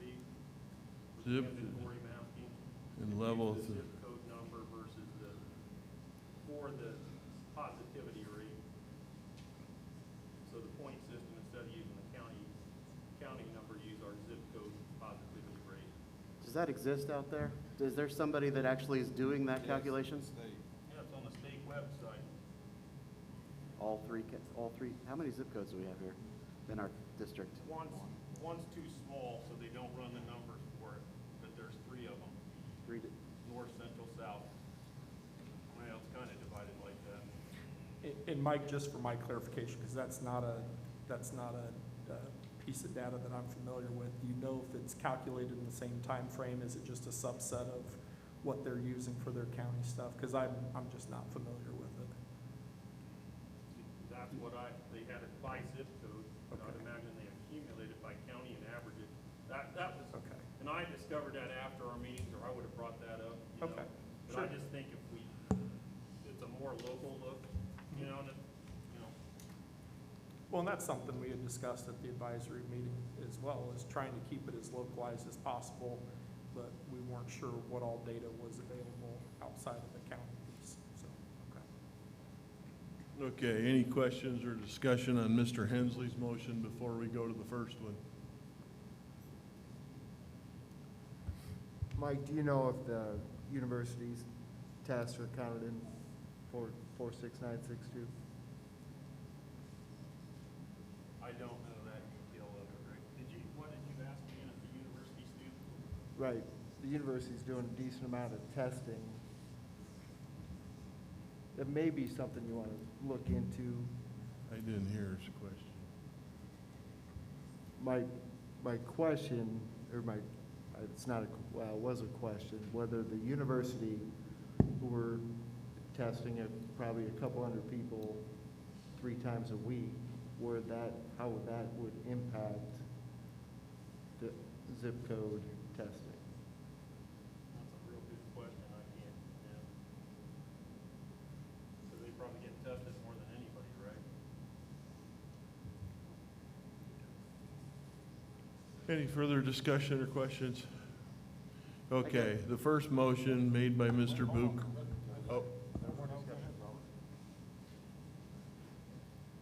Well, would you like to split the middle of that based on the data?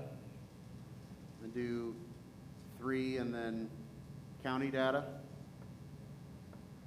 Mike?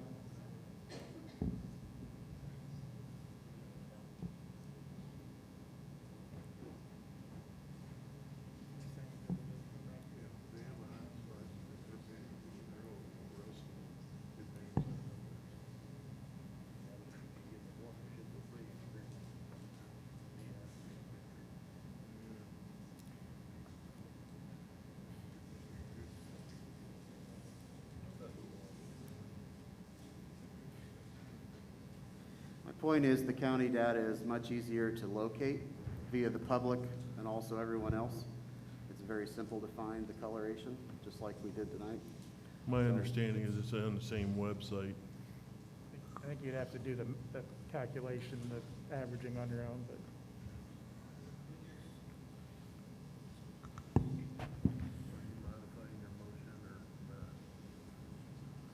Mike, perhaps you could just separate them, since you're a little unclear on the 46962. If you wanted to motion for the 3.0,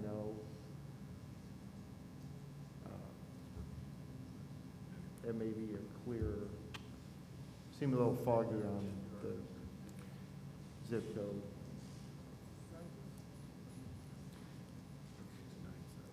And not to speak out of turn on this, but once No, I don't again, think that's a surprise. I think I brought that up at the committee.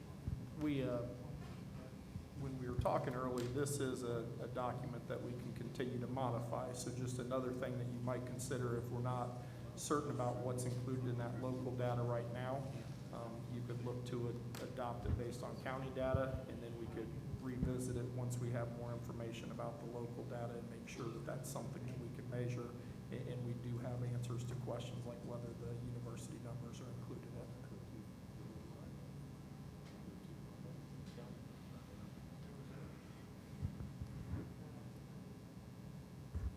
Are you changing your motion or not? Well, we're gonna vote on Robert. All right, okay. So we got a motion on the table. Mr. Booker made it and Mr. Shaw seconded it. It's to support the committee's recommendations. At 2.5, we go to mandatory masks. There's no further discussion or questions. I'm going to call the vote. Mr. Raymer? No. Mr. Booker? Yes. Mr. Brubaker? No. Mr. Esposette? Yeah, with appreciation for all the work and hours spent and appreciation for the community input that we received over the last 2 weeks, I will support the motion of the committee. Mr. Shaw? I'd also like to thank the committee members that spent a lot of time, difficult conversations. There were definitely very opposing viewpoints on there, people with a lot of different backgrounds. I was amazed that we were actually able to come to a consensus with this plan. And, you know, with the people in the room, I wasn't sure it was ever going to happen, and it did, and I was very pleased with that. So appreciate all the work of those members, and I vote yes. Mr. Hensley? No. And I vote no. Now we'll move on to Mr. Hensley's zip code and level 3 mandatory. That vote was 4-3.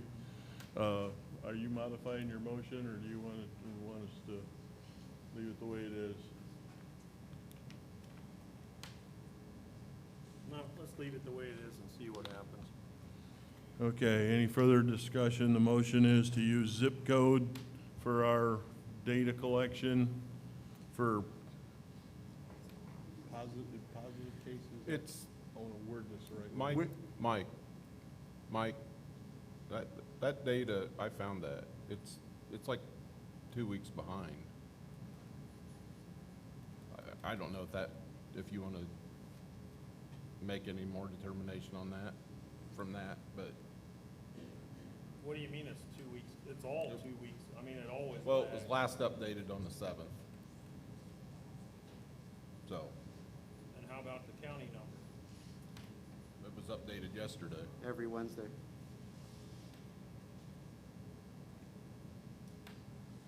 Well, how would they do the county number without having the zip codes to accumulate it? Don't know. Rather they just don't update that particular zip code site as frequently. So I'm just stating, Okay, here, I want to change my motion. The 3 level and go with the county metric. As Robert stated. Okay, so you changed your motion, you changed your motion to level 3 is mandatory masking with county now. Is there support for that motion? Mr. Brubaker? I'll second his new motion. Okay, so we got Mr. Hensley modified his motion, Mr. Brubaker seconded his motion. Now it's level 3, mandatory masking, and using the county numbers. Any further discussion or questions?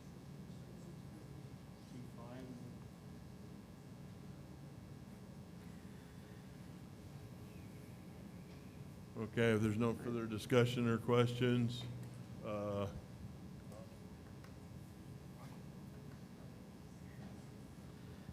would like to know, this is going to be fluid, right? So in 2 or 3 weeks, if we're back here, heaven forbid, but if we're back here again with the same scenario as we started the year,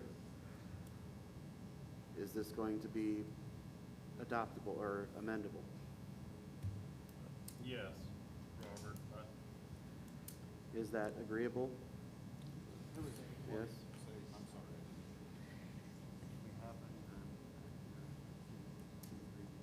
Mr. France? He wanted to know that if we have an uptick in 2 or 3 weeks, if we could look at this document again. Yeah, I don't think there's any time restriction on how soon or how long you can take to revise it. You could do it tomorrow if you want. And I'm the one making the motion, so I give you my word, which means something to me, right? That if something does happen, we will revisit this, because ultimately it is about the safety of the kids. Just a small point for Robert's rules, in order to bring it up for reconsideration, you have to vote affirmative. You have to support. There's a technicality there. If it's, if it fails, help me out here. If Robert's rules or guidelines, let's not worry about those too much. Okay, there you go. Yeah, there you go. Good job, Mark. I knew we paid you a lot of money. Okay, any further discussion? I'll clarify the motion. Oh, I'm sorry, go ahead. Go ahead. Yeah, clarify the motion? Huh? You said you were going to clarify the motion? I was going to clarify the motion. We're going to do mandatory masking at level 3 in orange, and we're going to use the county matrix for positivity rates. Is that Level 3 at red. Huh? Level 3 at orange or level 3 at red, you mean, right? Level 3 is red. I think you said orange instead of red, that's all. What, you made the motion. Are you talking level 3 in red, or are you talking level 3 in orange? Just shifting up 1/2 point, however you want to put it. Okay, so we were at 2.5 in orange, was going to require mask. Now it's going to be 3.0. Is that correct? You still support that? We're Okay. going to get something through tonight, we have to. Well, I understand that. I'm just trying to make sure everybody's clear on what we're voting on before we do it. This is the third And change. I know that's not going to make a lot of people up here happy, but at some point, we have, if things get bad enough, we have, So I have a question. If we're moving this to 3.0 and this passes, when we get to 2.5, they take the mask off? We're at 2.0 now. Yeah, well, I know, we're at 2.0, but in this plan, if you were at 2.5 and had to put the mask on, you had to go back to 2.0. So I just want to clarify, if we're moving it to 3.0, when we get to 2.5, the masks come back off. Is that correct? That, based on what he's proposing, that's what Okay. it sounds like he's just, Okay. scaling it up. And one of the things I also want to clarify, just so that you guys understand that we can drop to a 2.5 and still have a red. That's why I'm happy that you're clarifying that it's 3.0 and not the 2.5. Because when you're coming back down the ladder, you have to be there 2 weeks in a row to change your color code. So at a 3.0, we go to the masking, and then the following week it could drop down to 2.5. As a county, we'd still be red, but we would have a 2.5 indicator there, which then at that point we could reduce to the masking optional. If everybody's good with that, I'll call the vote. Okay. Mr. Raymer. Why do you always start with me? No. Mr., I'm sorry, Robert, Mr. Bucher. No. Mr. Brubaker.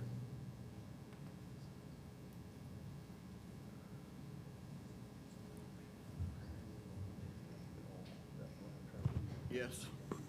Mr. Esposito. Once again, I want to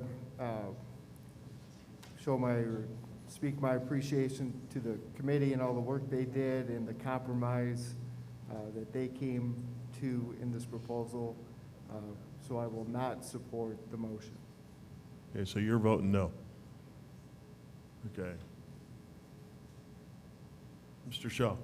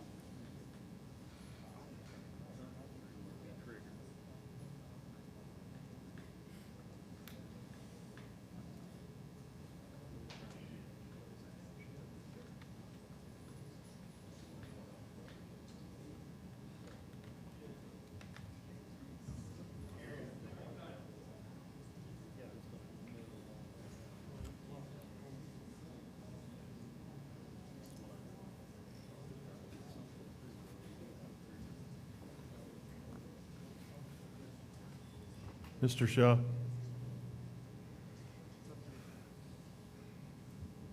Yeah, Dave, can I, after that short little caucus there, I would like to support Mike's motion. Yes. Okay, so we got a no. Mr. Raymer? Mr. Brooker was a no? You are a yes? You are a yes? Yes. And I vote yes. So we have 1, 2, 3, 4, 5. We have five to 2, level 3 mandatory masking, and we're using the county matrix until we have to revisit it.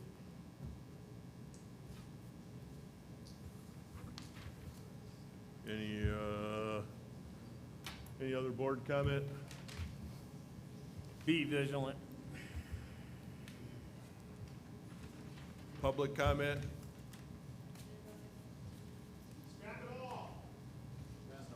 What do you say? There is none, Dave. Okay.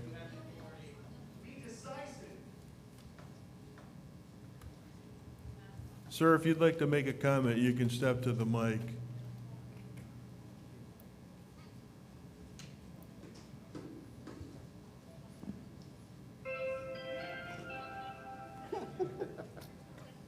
Do I have 2 minutes? All right. I just would ask that you be decisive and make some decisions. You guys are all torn on your decisions because you know in your heart of hearts, this is all nonsense. Red, yellow, blues, greens, 2.5s, 3.0s. It sounds like something right out of the CDC. It's nuts. It's unnecessary. Be decisive. Take a stand. Scrap it all. Go back to the plan we have that's already been approved and go back to life as normal. Stop the madness.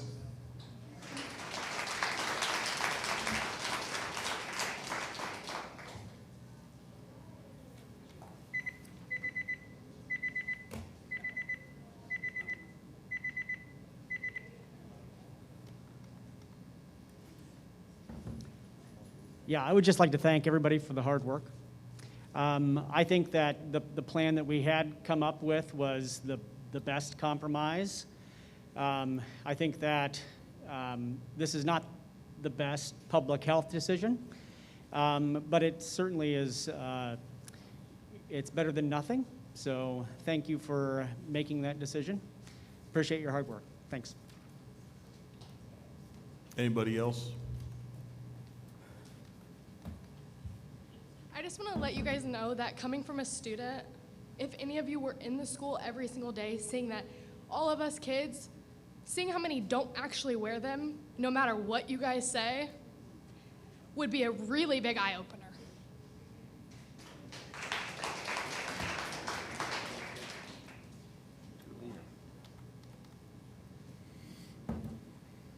So the thing that concerns me is the data. Like, I feel like all along the data's been padded. Like, so these numbers, are these people symptomatic? Are they asymptomatic? Are they in the hospital? Are they false positives? So to me, that's the most concerning.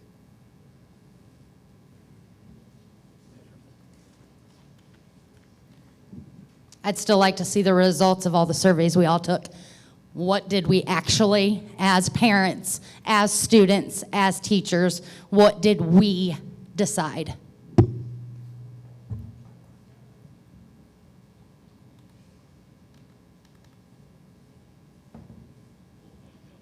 I just want to say this afternoon, Would you state your name, pull the mic down, thank you. Susan Curtis. Okay. This afternoon, a friend of mine came home from work. He's had 2 vaccines. He wears a mask constantly at work, and he tested positive. The masks don't work. We all know it. Can we just forget about the money and the government and just do what is right?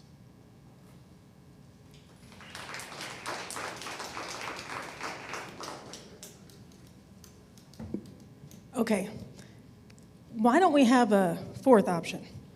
And that be, if you test positive, obviously you gotta stay home. There's no quarantining. Why are we quarantining? If you're sick, I mean, we're not stupid. If my daughter comes home and she has a fever, guess what? I'm not gonna send her to school. I'm not gonna do it. So, like, what has it always been? It's a virus. What has it always been? If I would go to the doctor with my kid having a virus, you know what they tell me? They tell me, you gotta wait it out, 7 days, wait 24 hours until they're fever-free, don't send them to school. Why are we quarantining all the sick? Why is that even an option? I mean, that is mind-blowing to me. So that's the question, is quarantine, we have a case problem and we have a quarantining problem. I'd like to know how many people that actually are testing positive and then we have people in quarantine. How many of those people then are getting sick? I mean, so why are we doing that? Why we're so afraid because kids aren't in school? Well, then stop quarantining them. Come up with another plan. Okay, these kids were exposed. We maybe need to take their temperatures or something. I don't know. But the quarantining, it's just stupid. Come up with another option that's not quarantining and leaves it up to the parents. Call the parents, say they've been in contact. It's your choice. If you want to keep them at home for 10 days, or you can send them.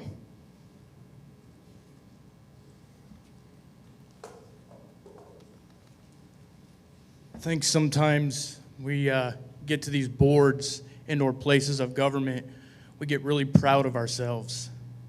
And we forget that sometimes there's options to do absolutely nothing. All right, nothing is an option. We don't have to do anything. We are parents. We will decide for our kids. That's not your spot.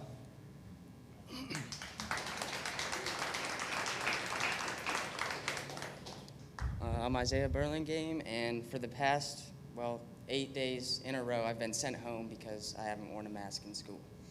And I was wondering why, if you guys care so much about my education, why I'm being sent home because I'm not wearing a mask. It's a freedom for me to not have to wear one. And so I've been going back to school, wearing one below my chin, like everyone else, and not a word has been said to me. I haven't been sent home. No one's asked me to pull it up. Dr. Lippy, he's okay with it. Every teacher's okay with it. Mrs. Mobley, everyone. I want to know why that's any different than not wearing one at all. Thank you.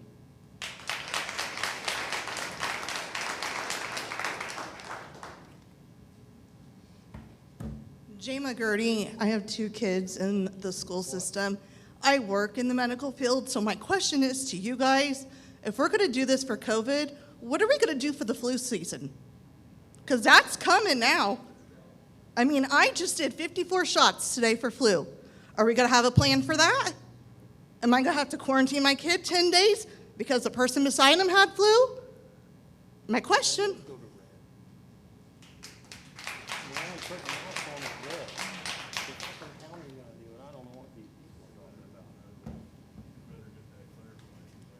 Jenny Pyle. I just had a quick question. On your recommendation, you talked about air quality, and you talked about a MERV 8 filter does not impact the COVID virus, but a MERV 13 or HEPA filter does. So I'm asking, where do masks or cloth masks fall into that filter spot? I mean, does it even come close to a MERV 8 filter? Because it's an airborne, I mean, it's aerosol. Masks do not filter that out.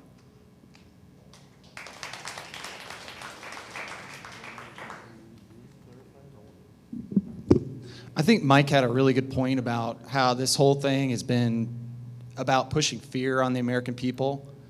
It's a lot of fear, tons of fear, and we forget about our constitutional responsibilities, okay? What our forefathers fought for.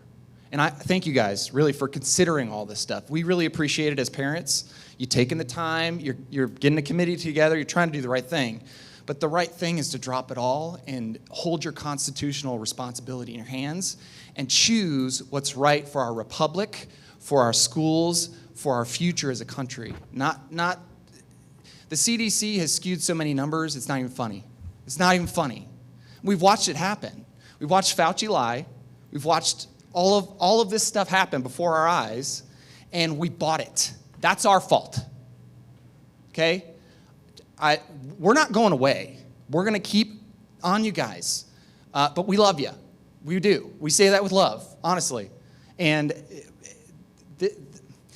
there are doctors treating this virus right now with three things: budesonide, hydroxychloroquine, oh, the scary word, and horse pills. That's what, which got a Nobel Prize for use in humans in 2015. You can look that up. Doctors are using treatments to clear this. It doesn't need to be worried about at this level. It's just nonsense what's going on. So thank you guys. Really appreciate it. Thank you, Brian.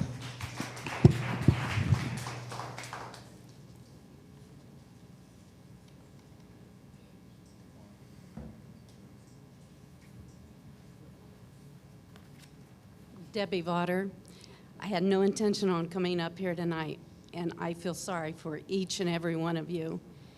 Some of you have kids in school. I have grandkids in schools, different schools. Mr. Turfenler said, what, do we have to do this? And the answer really is no, you don't. There are schools around that are not even wearing masks, and they're getting along fine, and they're in our community. Northfield, they do not. I meet the buses every day, no mask. And these kids need to see your face. You know, you up here with masks, we can't even hear you or understand you. What are kids hearing? How are the kids dealing with this? I know I have grandkids and they aren't dealing well. And there also is the religious exemption. I don't know why some of these people out here haven't tried to go for that. Other schools have. I mean, really, it is just ridiculous when the masks do not work. Walmart, I saw a lady with a laced mask. I said, you have holes in your mask. And she said, yeah, it doesn't matter as long as I have a mask on. The kids back here saying, they go to school, it's okay if it's hanging from their ear. And one word I heard from someone, they said, well, they're in compliance. That's a dictatorship. Do you really want to be a dictatorship when in your heart you may even feel this is not right? Now, if someone wants to wear a mask, fine, and I'm fine with that. That's a choice. That's a freedom. That's what it is in our country. It is a freedom of choice. Please think about it and pray about it.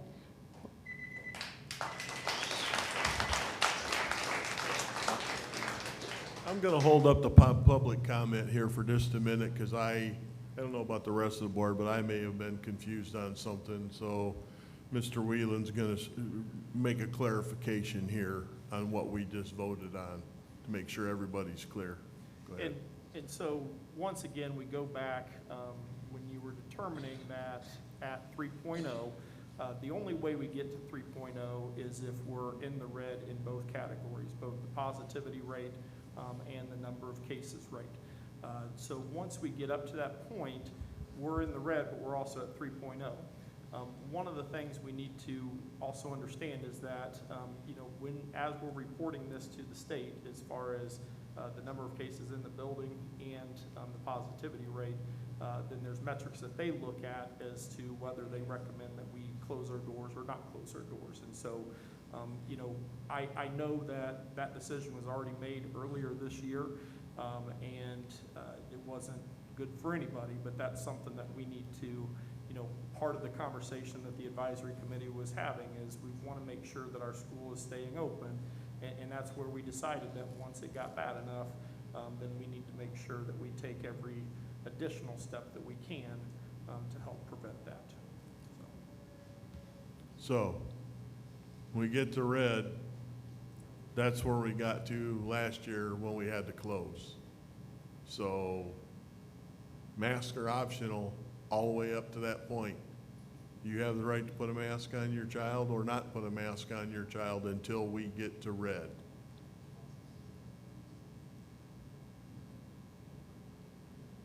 What about quarantine?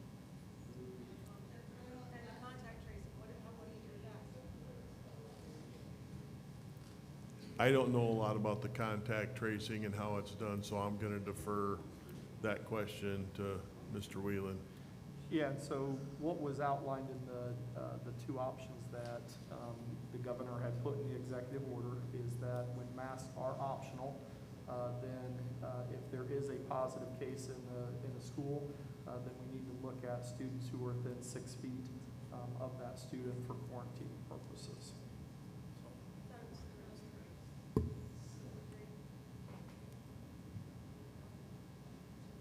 Could you step up to the mic? I mean, we're not really going to have a question and answer period, but if you got a comment. I'm sorry, I just thought it was 3 feet.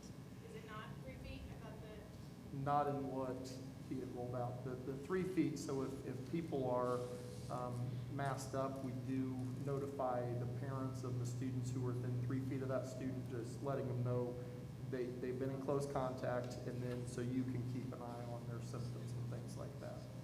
So I can absolutely understand, because even last year, those 3 and 6 numbers were thrown around a lot and changed multiple times. So I completely understand, trying to keep those things straight.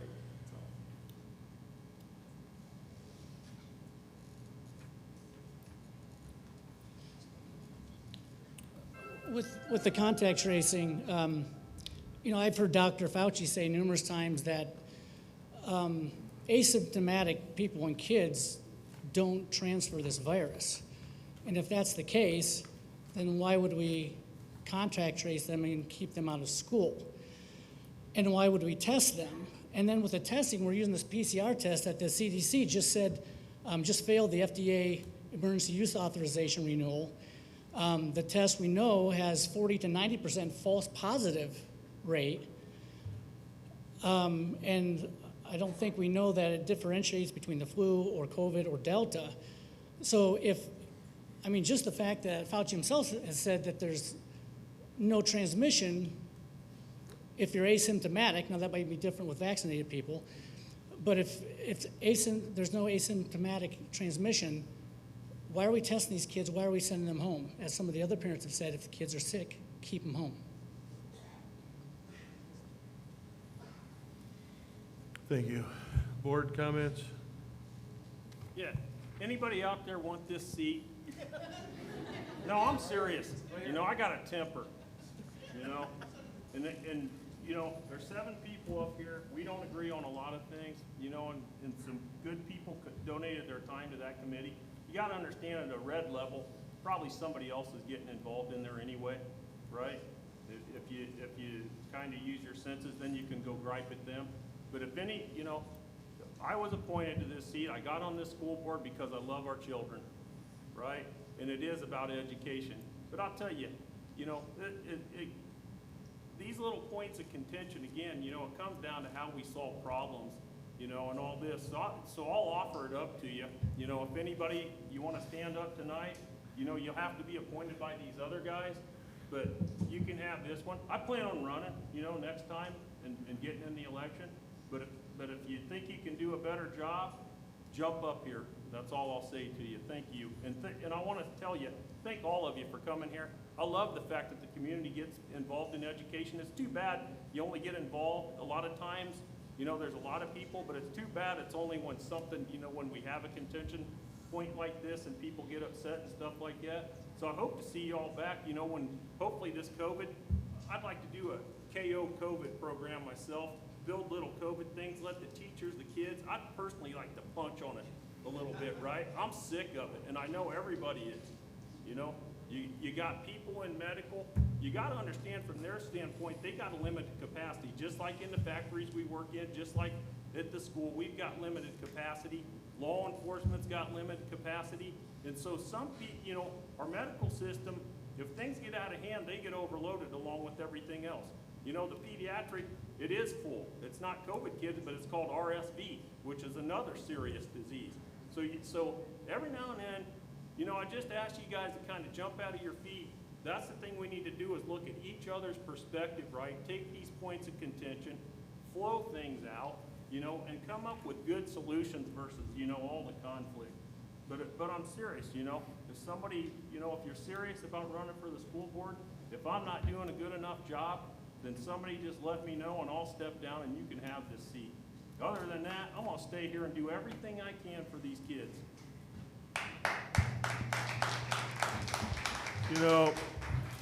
I just gotta say this. Wow. This isn't easy. You just heard him tell you, this isn't easy. Good leaders surround themselves with good people. We got a room full of good people here with difference of opinion. Got people sitting up here that have a difference of opinion. I'm not going to question their reasons or why, but I can tell you what did happen tonight. We listened to you. Your kid can go to school tomorrow without wearing a mask. They can see the teacher's face, and they can learn. Part of this comes back to you, too. Be vigilant. It doesn't do any good, and I don't mean to get up on my soapbox. It doesn't do any good for us to sit here and make rules because some politician wrote an executive order. I want to see in the Constitution where that's even legal. That's a whole nother, stop. That's a whole nother conversation. Okay? We did the best that we could do. He's got an executive order. Your kids can go to school tomorrow without wearing, but part of the responsibility falls on you. If Johnny gets off the bus and runs down the street and sits on a bench or on a couch with somebody that isn't feeling good, that's on you. That's not on us. We can't control what happens when the school day is over. Last weekend, I was in Gatlinburg, Tennessee. There's 10,000 people down there in 100 masks. I don't judge anybody for wearing a mask. If you want to send your kid to school with a mask and somebody harasses them, right there's the guy you need to get a hold of. Because the kid doing harassing, if I got anything to say about it, he's going home, or she. Bullying's not going to be tolerated. This is America. Everybody has their rights. Nobody wants to step on rights. But like Robert says, we have a responsibility to try and keep your kids safe while they're in our care. But their safety is ultimately your responsibility. We didn't ask for the governor's mandate. I wish the governor would come in here. I'd like to have a conversation with him. But at the end of the day, everybody up here is doing the best that they can. You saw compromise tonight. There's people who wanted to set the level here and people who wanted to set the level here. So when you go home tonight, you can tell your kids, as long as they keep washing their hands and doing all of the things that they say, COVID's not going to go away, not anytime soon. They can learn. That's what we're here for. We're not in the COVID business. We're in the education business. Thank you all for coming. Anybody else? You skipped over my comments. I don't know if that was intentional or not. Am I allowed to have superintendent's Sure, comment? go All for right, it, dude. So, hey, I'm sorry. I'll just tell. Okay. I'll just tell you, you know, I do appreciate everybody's contributions tonight.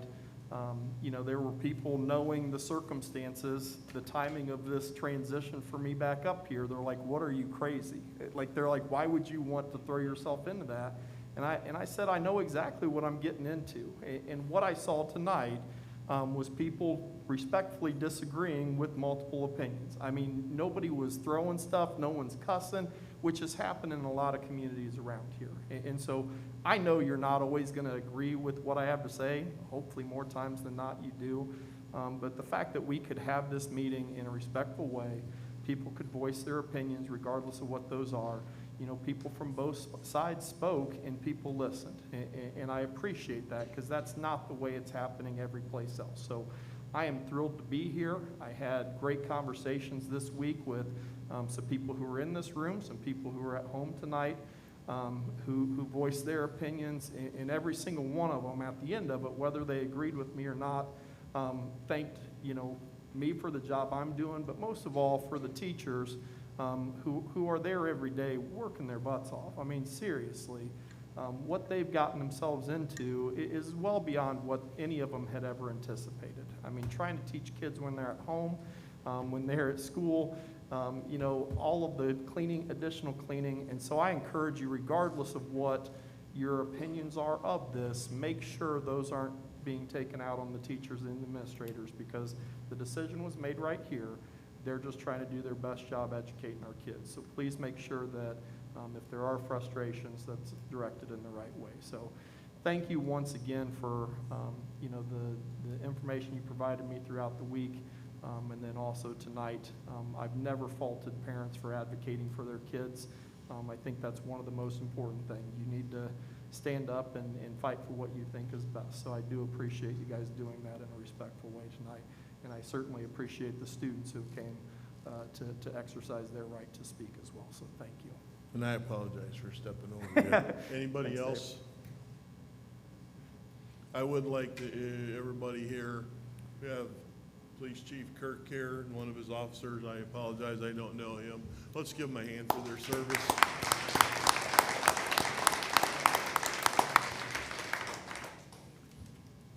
With that, I'd entertain a motion to adjourn. So moved. Second? All in favor? We're out of here.